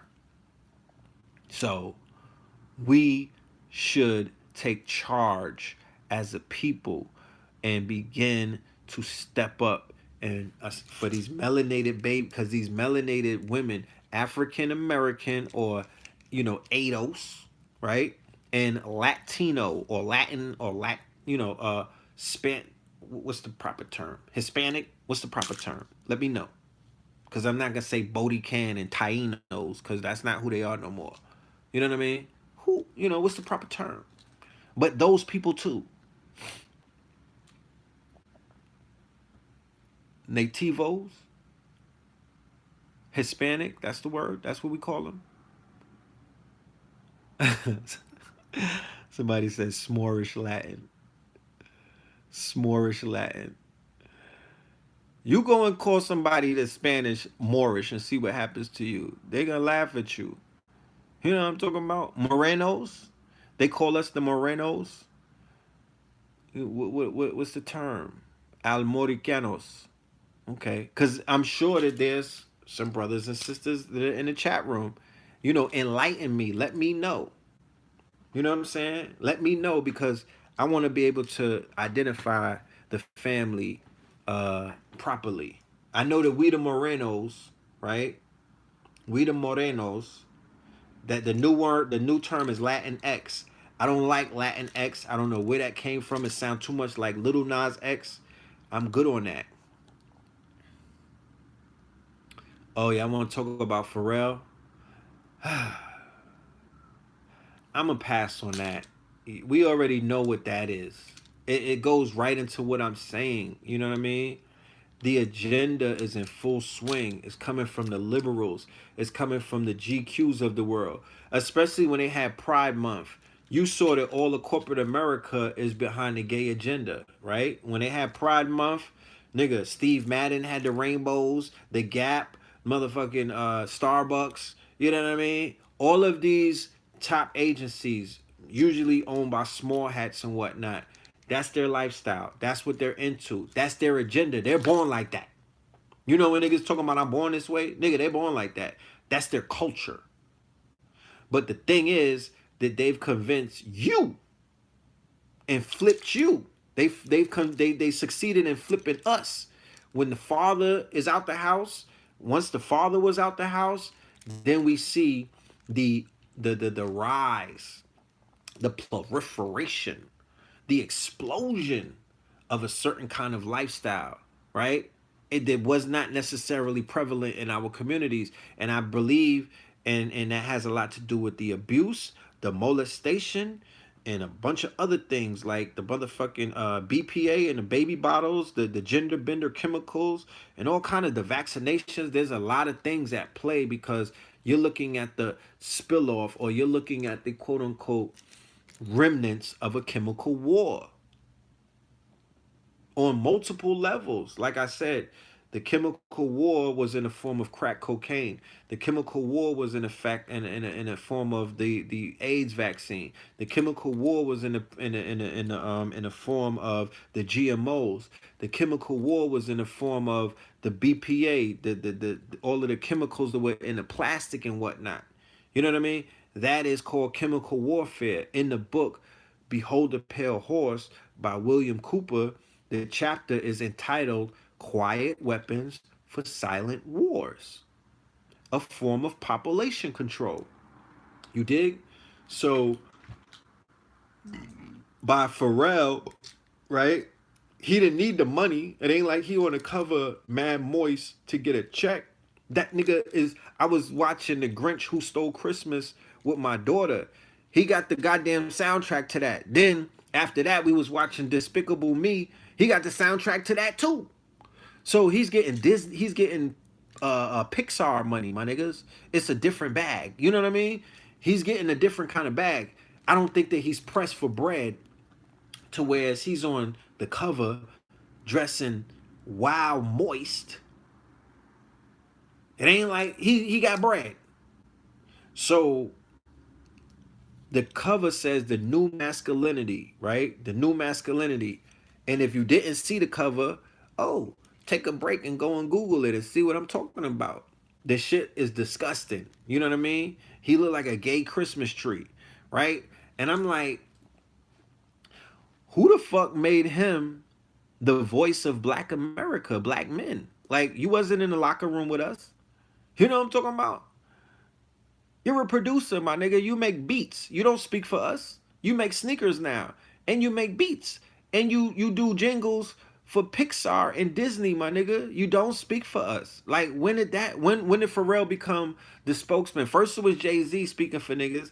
Now you got Pharrell claiming that this is the new masculinity. From where? Do you know what the description of masculinity is? The root word of masculinity is masculine, my nigga. And there's nothing masculine about being on the cover of GQ while moist. You know what I'm saying? Looking like a gay taco. Like, did you see this nigga? You gotta, like, that weird shit. If that's what y'all gonna do, I'm saying do it, my nigga. Right? Do it. Do it. Go hard. Go all the way in. But don't make no blanket statements like your weirdness or your moistness is what we're not on that time. We're not on that time. He like a gay banana. Let's pull up the picture. This nigga here. We're not on that time, Pharrell. You know what I'm talking about? Why would you say that? Why would you say that? I'm confused. I'm like, bro, and I fucks with Pharrell. You know, honestly, like, I don't have, you know, too many negative things that I would say about him in his career.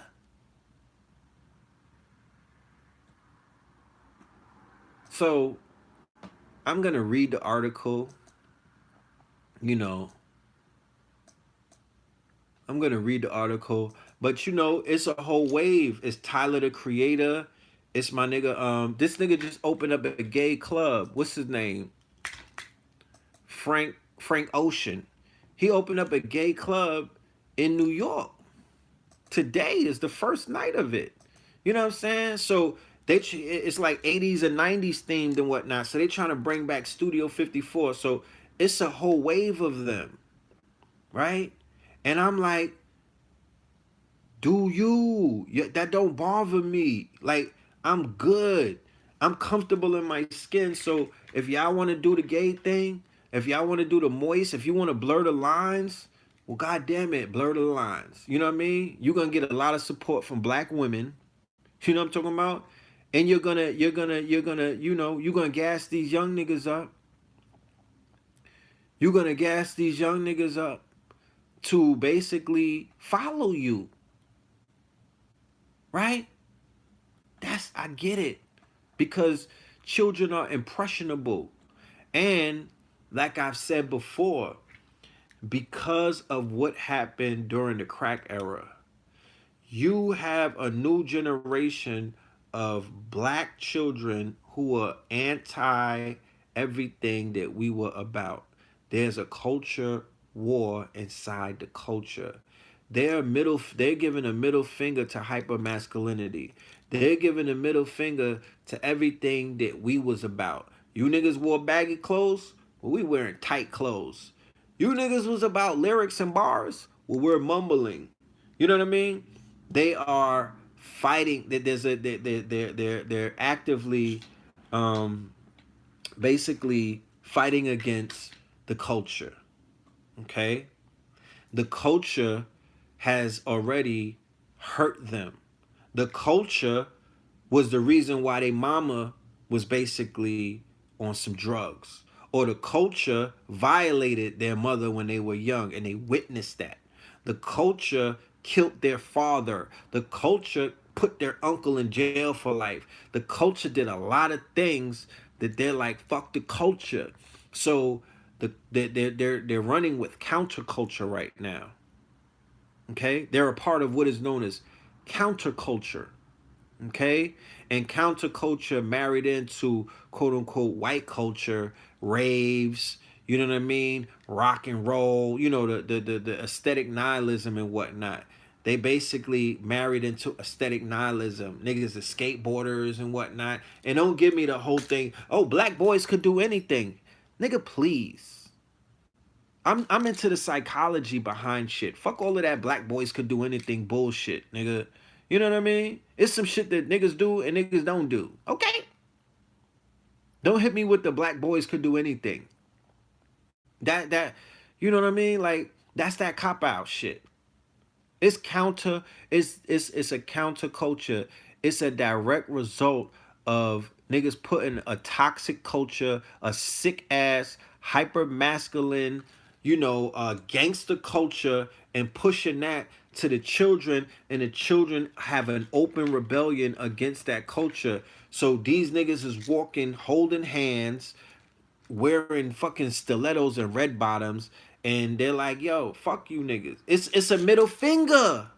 When I'm in Harlem and I'm chilling, you know, selling my wares and whatnot, you know, standing behind the table, and the timeline is just scrolling past me, all I'm seeing is niggas giving me the middle finger all day. Like, nigga, fuck you. You know what I'm talking about? Fuck out of here. Unless you with us.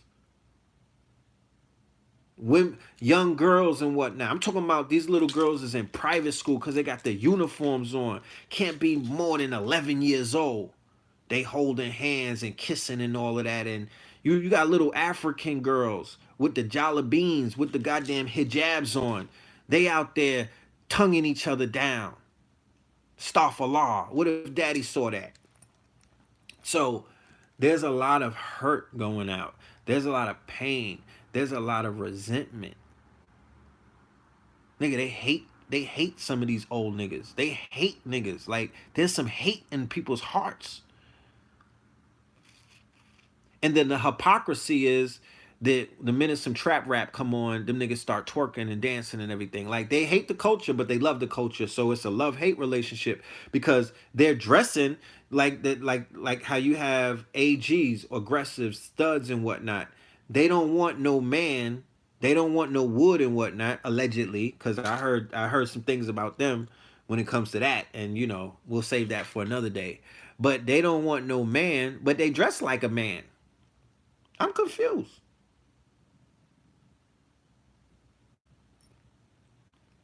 You don't want a man, you don't want a nigga, but you cosplaying, you role playing a man. So that's not a mental health conversation, right? That's not a mental health. There's men who don't want no box. They're like, I don't want no box. I'm allergic to vagina. But when they come out the house, they dress like a woman. Nigga looking like Diana Ross in The Wiz. So how is it that you don't want no box, but you're cosplaying, you doing the Tyler Perry, you dressing up like mommy? I don't understand this. That's not a mental health conversation. I'm not saying that there's a mental health crisis. That's not a conversation. Charlemagne, somebody at Charlemagne the God. Could we talk about this as mental health during mental health week or month? Is that not a mental health thing? You don't want box, but you dressed up like a woman. So you niggas is just playing house in the, you playing nurse or house in the streets rather than in the house. Because niggas played house in, not me, but niggas played house, but they was in the house. Niggas played nurse, but they was in the house. So y'all just taking it outside now. With a long beard. You got a Greek Orthodox beard with some motherfucking with the shit. You know how they got the waist trainers and whatnot? I'm dead serious. I don't know if y'all been in Harlem lately, but they out there, bro. They giving Atlanta a run for their money out in these Harlem streets, my nigga. It's something serious. And I did not see that in the UK. I meant to say that. They told me that it's out there, but when mine was in Brixton, them niggas was not walking around like that. When I was in Leeds, I didn't see that. When I was in Birmingham or Birmingham Veg, I didn't see that shit. I didn't see it. There was a lot of things that I did not see in the UK. I didn't see obesity like that. Niggas wasn't running around with the SpongeBob look. You know what I mean? I didn't see I didn't see over people were overweight, of course, but I'm talking about the epidemic of it. I didn't see wild scooters and whatnot. People would, I didn't see all of that. The dialysis thing, I didn't see a lot of that. People didn't look mutated. Like, they got these niggas looking mutated because of the GMO and the steroids. I didn't see Meg Thee Stallion in motherfucking the UK. Okay? That's steroids. Not I'm just saying that the steroids, because they're poison, they're giving us poison meat, and they're giving us this meat, this bovine, and this shit is basically they got chickens with no heads, my nigga, and the chickens is mad diesel, cows mad diesel, you know what I mean, pigs completely swollen. Where is that coming from? Because when I went to the United Kingdoms and I was around thousands of black people, because when we was in Birmingham, the event that we was in, it had about 2,500 people. Facts. And then when we was in Croydon, we was in Leeds, and when we was in the UK, we saw hundreds of black people. I did not see none of that shit going on. So us that are in America, we got to ask ourselves, what the fuck is going on with this food? Because the food is really poisoning us. Because if you go outside of America, you might be so used to looking at people, and we've been normalized to look at our people who are in a diseased state and just think that that shit is normal. You know what I'm saying? We just think that, you know what I mean? That's just how the hood is. No, my nigga. Go and look in your yearbook. Go and look at your old pictures. You know what I'm saying? Go and look at your MySpace pictures. Niggas wasn't on. They didn't look like that. Yeah, Dr. Sabi raised alarms about that as well. They didn't look like that. So what is going on with the food, bro?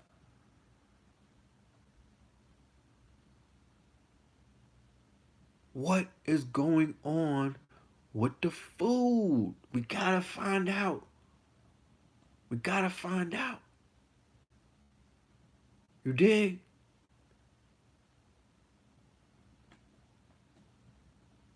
Because we can have all of these conversations. We could raise all of these points. But the point that I really want to raise, and I want the family to understand, is that there's a chemical war on us right now. I'm not going to try to expose. I'm going to get to the root of the problem. We busy dealing with we're appalled by the motherfucking residue of the issue. I'm not going to waste energy on a residue of it. I want to raise awareness as to the root. Where is this thing coming from? Why are our people confused sexually like that at an alarming rate? Why are our people obese? Even those who are not obese, why are they malnourished? Why are our people, why is the glow not on our people the way that it used to be? Why are we not holding the kind of auras that we used to hold? Go and look at, if you have an Instagram account where they got pictures from the 80s or they got pictures from the 70s. Jamal Shabazz is a very famous photographer who captured New York City and hip hop in its earliest stages. Go and look at his artwork. Go and look at the photography or the pictures and see the differences between the people in the early 80s versus the people right now, where niggas is so lit and they talking about, oh, we progressing as a people, and you know what I'm saying? We're going into 2020 and all of it. No, nigga.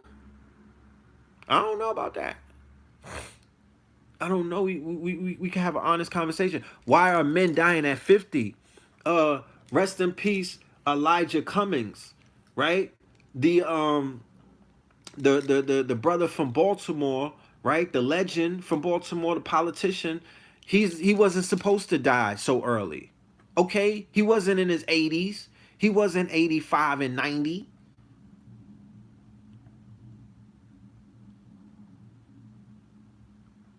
He wasn't that age. You know what I'm saying? He died at an early age, y'all. He died at an early age. Somebody said that Trump stressed him out. He did stress him out. Then he sent that nigga a tweet after he died, like, yo, rest in peace, you was a real one. Y'all keep fucking with Trump. You know what I'm saying? Yeah, he raised his blood pressure. He was always barking on him. And remember, Elijah Cummings was one of the main people behind the impeachment hearings. You know what I'm saying? So you gotta ask, yo, did he have anything to do with that? You know, if you in a hospital and Trump finds out, he could give a phone call to a nurse like, yeah, you know, make sure that nigga don't come out of that hospital. Because that is something that also has to be discussed. That when you get put in one of their hospitals, it's been shown on many occasions, your ass is not coming up out of there. Like, if you could avoid the hospital by any means and go to a retreat somewhere or get you some herbal treatment by any means, do it. You don't even got to be a brother or sister on the front line.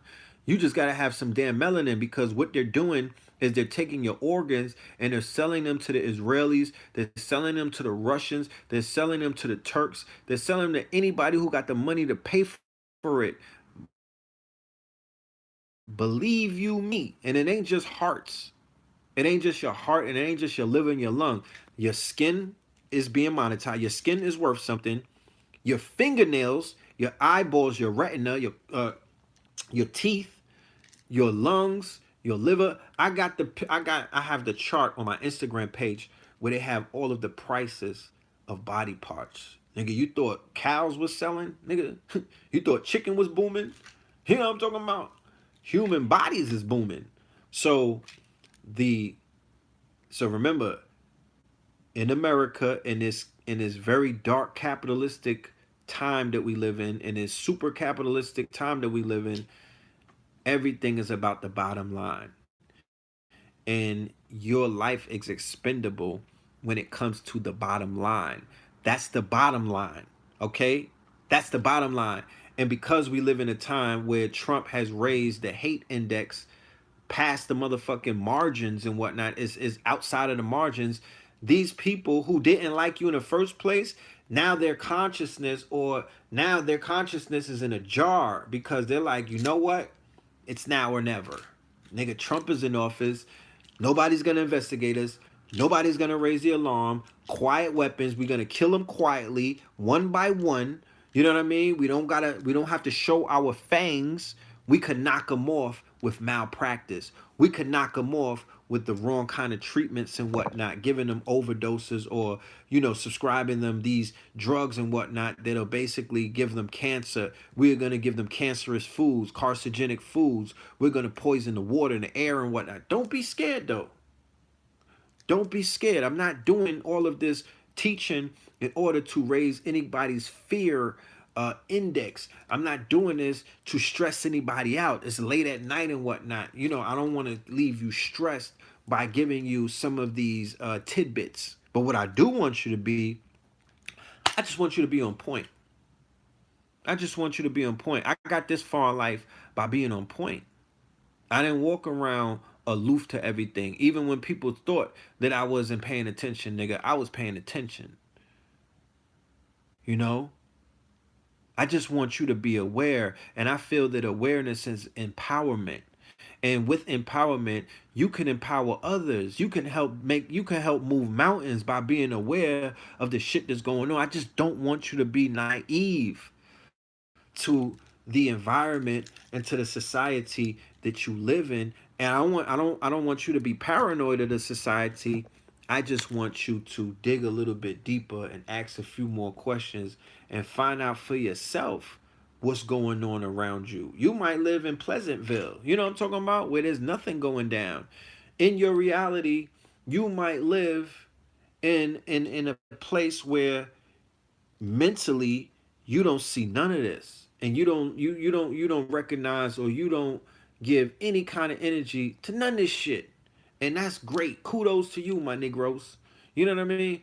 But for those of us who've already been exposed to the dark side of this motherfucking reality that we live in, and we know that humans ain't shit, and we know that humans ain't shit, and we know that motherfuckers' fangs come out when you least expect it, and we've seen people peel the mask, take the mask off, and we've seen the ugly side of this thing. Well, those of us who know that, because I was in jail with niggas, so I seen the worst of human beings that you can imagine. So and I was in the streets. And I was in the streets. I was in the underworld. You know what I'm talking about? I was in the underworld with Under Armour undergarments. You know what I mean? So I seen the levels of depravity that human beings could take this shit, especially when went in the pursuit of monetary trinkets and other things, materialism. I seen how it's compromised, human beings. So I'm just here to let you know. I'm just here to let you know. Be on point, man. Be on point.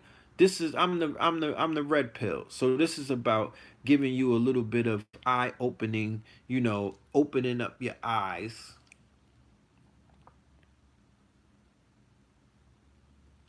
making you aware, you know, to some of the shit that's going on out here. You know, to some of the shit that's going on out here. Because there's some things going on out here. You dig? There's some wonderful things going on. Don't get it messed up. There's some great things going on. There's some powerful things going on. There's some shifts that are taking place around the world. And we need to talk about that as well. And we need to be very prideful and happy about that our people are waking up, that people are making moves, that brothers and sisters are coming together for the good purpose of coming together. Yeah, all that part. But along with that, because this is about balance, along with that, you know, we got this shit that we got to deal with. You dig what I'm saying? We got this shit that we got to deal with. You dig? And degeneracy, like somebody just said in the chat, is at an all-time high. And we not out here like the moral police or the motherfucking, we ain't out here checking people's morals. But we got to stay on top of things. We got to stay on top of things. You know, let's switch the energy up. This Saturday in Washington, well, not necessarily in Washington, D.C., we're going to be in Maryland, Mount Rainier, right? Let me give you the address. For anybody who wants to indulge in solutions, for anybody who wants to come amongst some brothers who are, dedicated to, bringing a level of solutions and,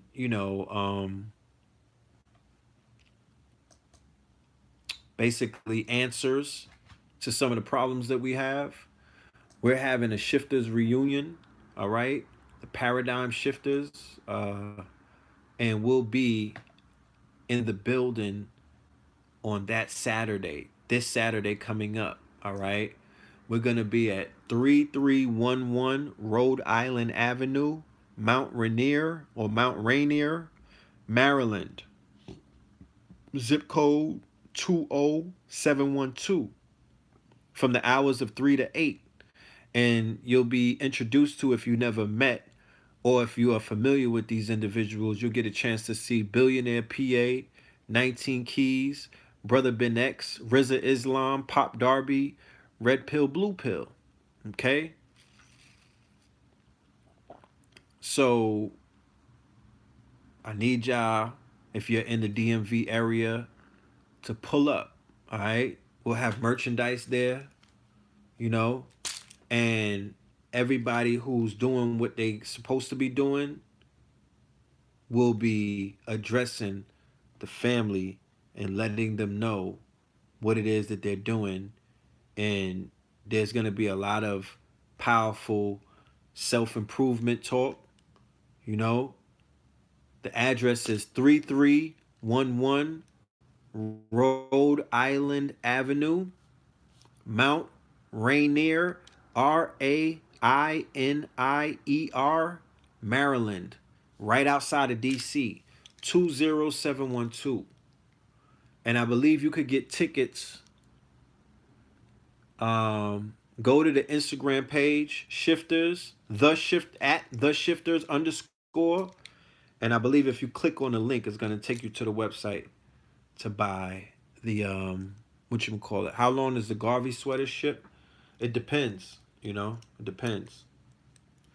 So that's gonna be dope, and that's coming up.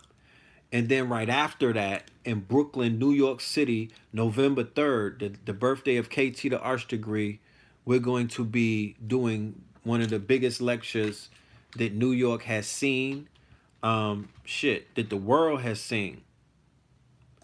And that's going to be the 2020 Ascension Conference. And I'm saying that the world has seen because in 2019, I don't know too many big lectures that was like, you know, dealing with high level metaphysics, high level occultism and whatnot, like what we're about to do in this conference, the 2020 Ascension Conference. We want you to ascend.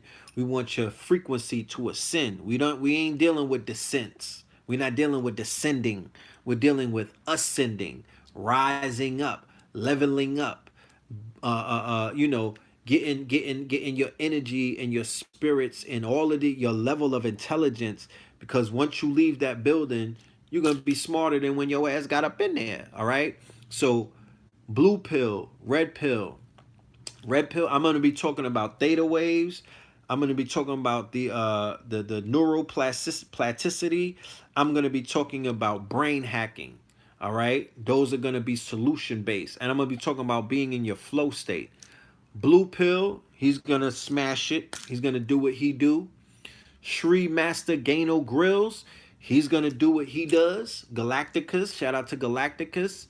And Billy Carson is gonna do what he does best. So you're gonna be in for a treat. The tickets are 2020 Ascension Conference.eventbrite.com. They start at $50. 2020 Ascension Conference.eventbrite.com. If you want to see the PayPal, www.usalivestream.com/ascension. Okay? Ascension. Shout out to everyone in the chat. Love and light to my brothers and sisters. The chat is definitely lit. It was about 800 of y'all. It's like 700 and change right now. Yeah, I'm loving it. And then right after that, okay, yeah, it will be live streamed. So if you're not in the New York City area, you don't have anything to worry about. You will be able to see it online. Oh, and I'm performing. We're gonna be performing Last Breath with Cambada. We're gonna be performing Last Breath. And Cambada is gonna be performing some of his hits as well. And like I said, it's my brother Th3rd's birthday.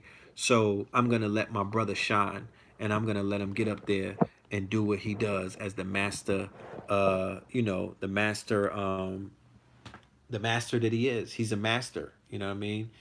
I learned from my younger brother. He's one of my teachers. I'm there with you know, he blows me away with his intelligence. And then on November 14th, right? Me and my brother are gonna be celebrating our 44. We're gonna be coming into the 44. Get ready for that. You know what I'm talking about? You thought we was turned up this year. Get ready for that 44th. So our 44th solar return journey to Mount Shasta. If you don't know what Mount Shasta is, go and do your research. That is one of the most spiritual places in North America. We're going to be doing hot spring soaks. We're going to have hemp workshops. We're going to have a farm tour, crystal alchemy sound bath. We're going to have meditations in the vortex area. We're going to have mushroom hikes to the waterfalls. All of our food is going to be prepared by a chef. And we're also going to have infused meals. We're going to have log cabin lodging. And we're going to have an elegant birthday feast at a winery in Oregon. You dig? So ShastaMeditation.com is where you can find the tickets and where you could pull up ShastaMeditation.com. Yeah, we're gonna be 44 for 2020. Yeah, we're gonna turn up. So that's a milestone in my life. You know, I'm not supposed to be here. And I'm here. So 44, the 44 guards, we will be in Mount Shasta on the West Coast for our birthday, November 14th. And you're invited. Okay? And you're invited. So pull up. Okay?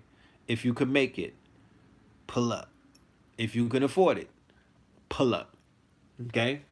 Because it's gonna be a movie.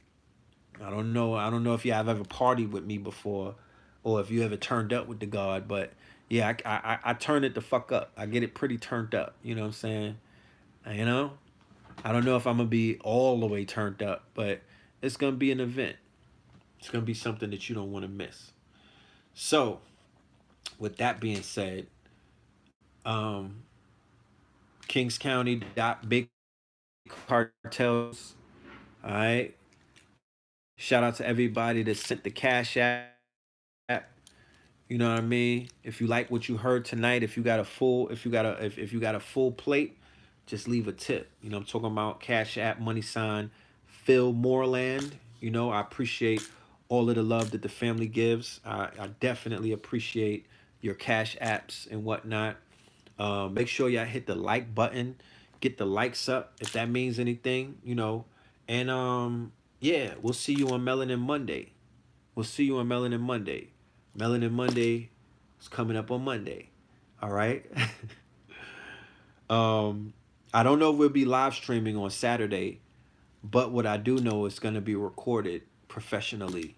So I'll give the family instructions on how they could get that.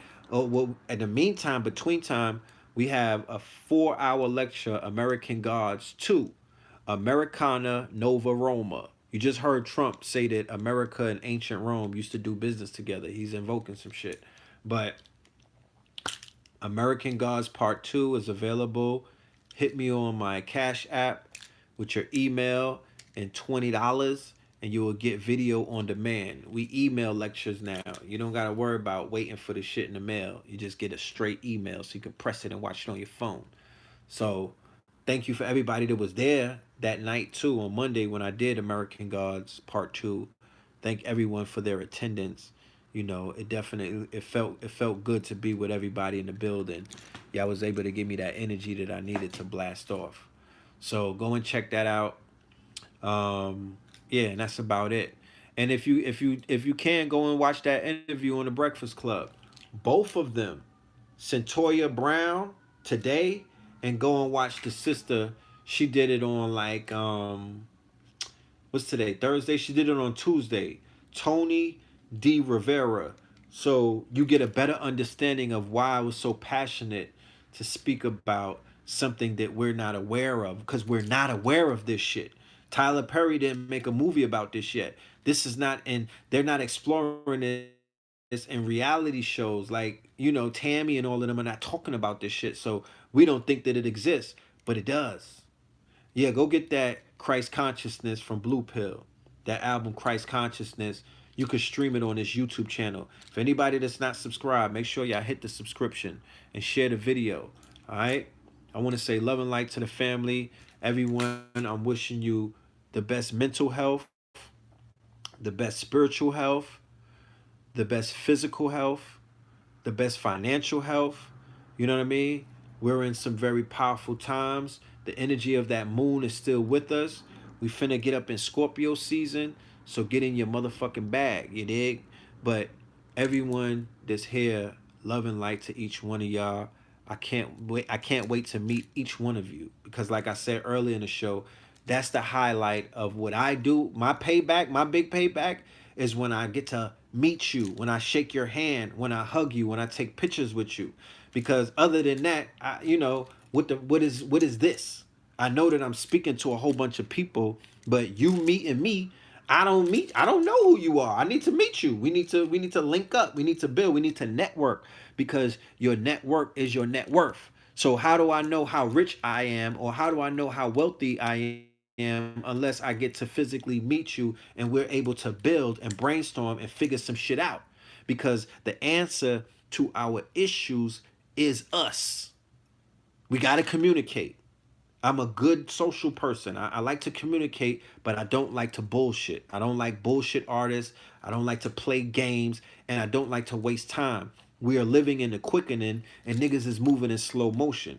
I need to do the work. I get anxiety attacks because I'm not doing enough work. People be like, "Oh, Red, you lit. You doing the work." I'm like, "Nigga, I'm not doing anything. I'm only doing 20% of my purpose of what I could do." Fuck with me. Like, get with me. Let's do this work. Work needs to be done. I'm not pleased with the work. It's not enough. You know what I mean? It's really not. The talking is cool, but the building is even cooler. These babies are growing big, bro. Fast. And like I said, like I just showed in the show, we got to protect them. So we need safe spaces for them. You dig what I'm saying? They because of the vaccination thing in New York City and whatnot, they're kicking children out of school and whatnot. They're threatening parents and running. All of this stuff is going on. We need safe spaces. If not for anybody, these innocent children who did not ask to be born into this fucking psychotic world, we need safe spaces for them. They need to learn who the hell they are. They need to learn about their ancestors. They need to learn about some of the great people in society. And the school is not going to teach them that. So we got to support each other and be there for each other and be able to accept everyone for their flaws and some of their shortcomings and not judge everybody with this Jesus Christ barometer. I'm not Jesus Christ. I'll never be him.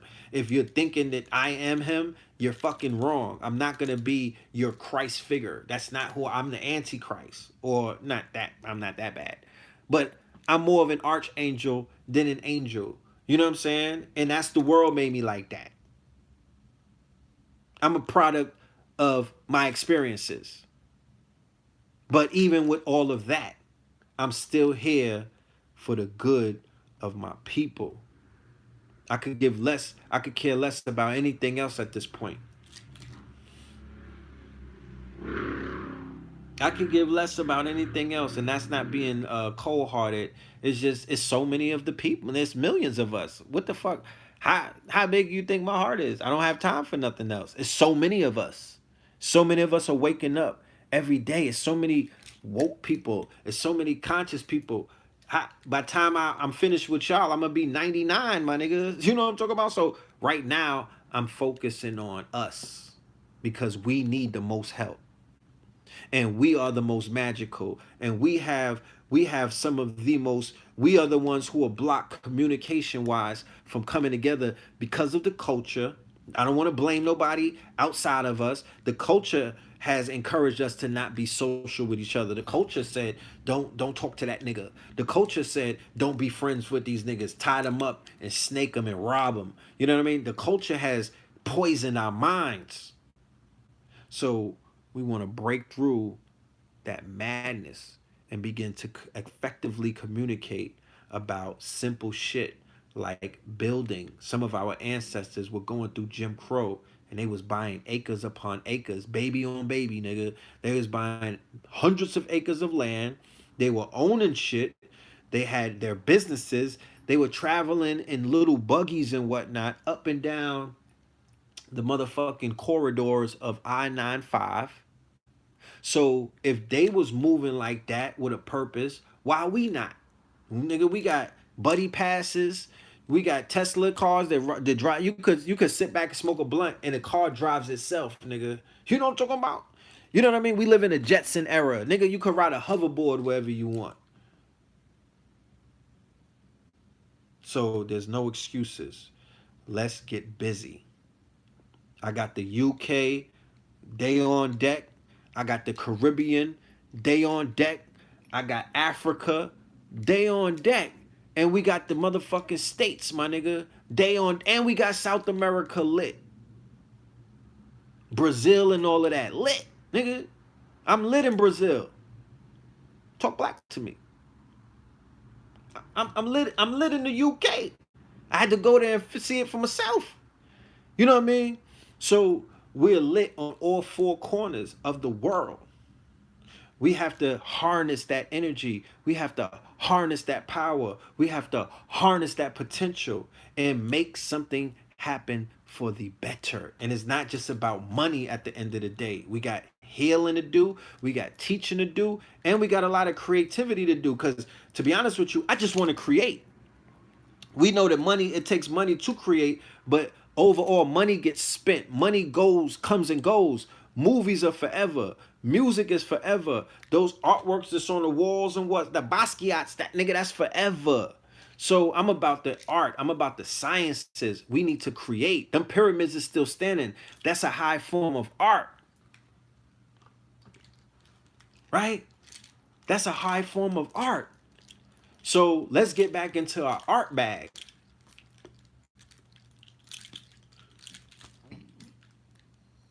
Happy Halloween. You dig? Get your pumpkins out.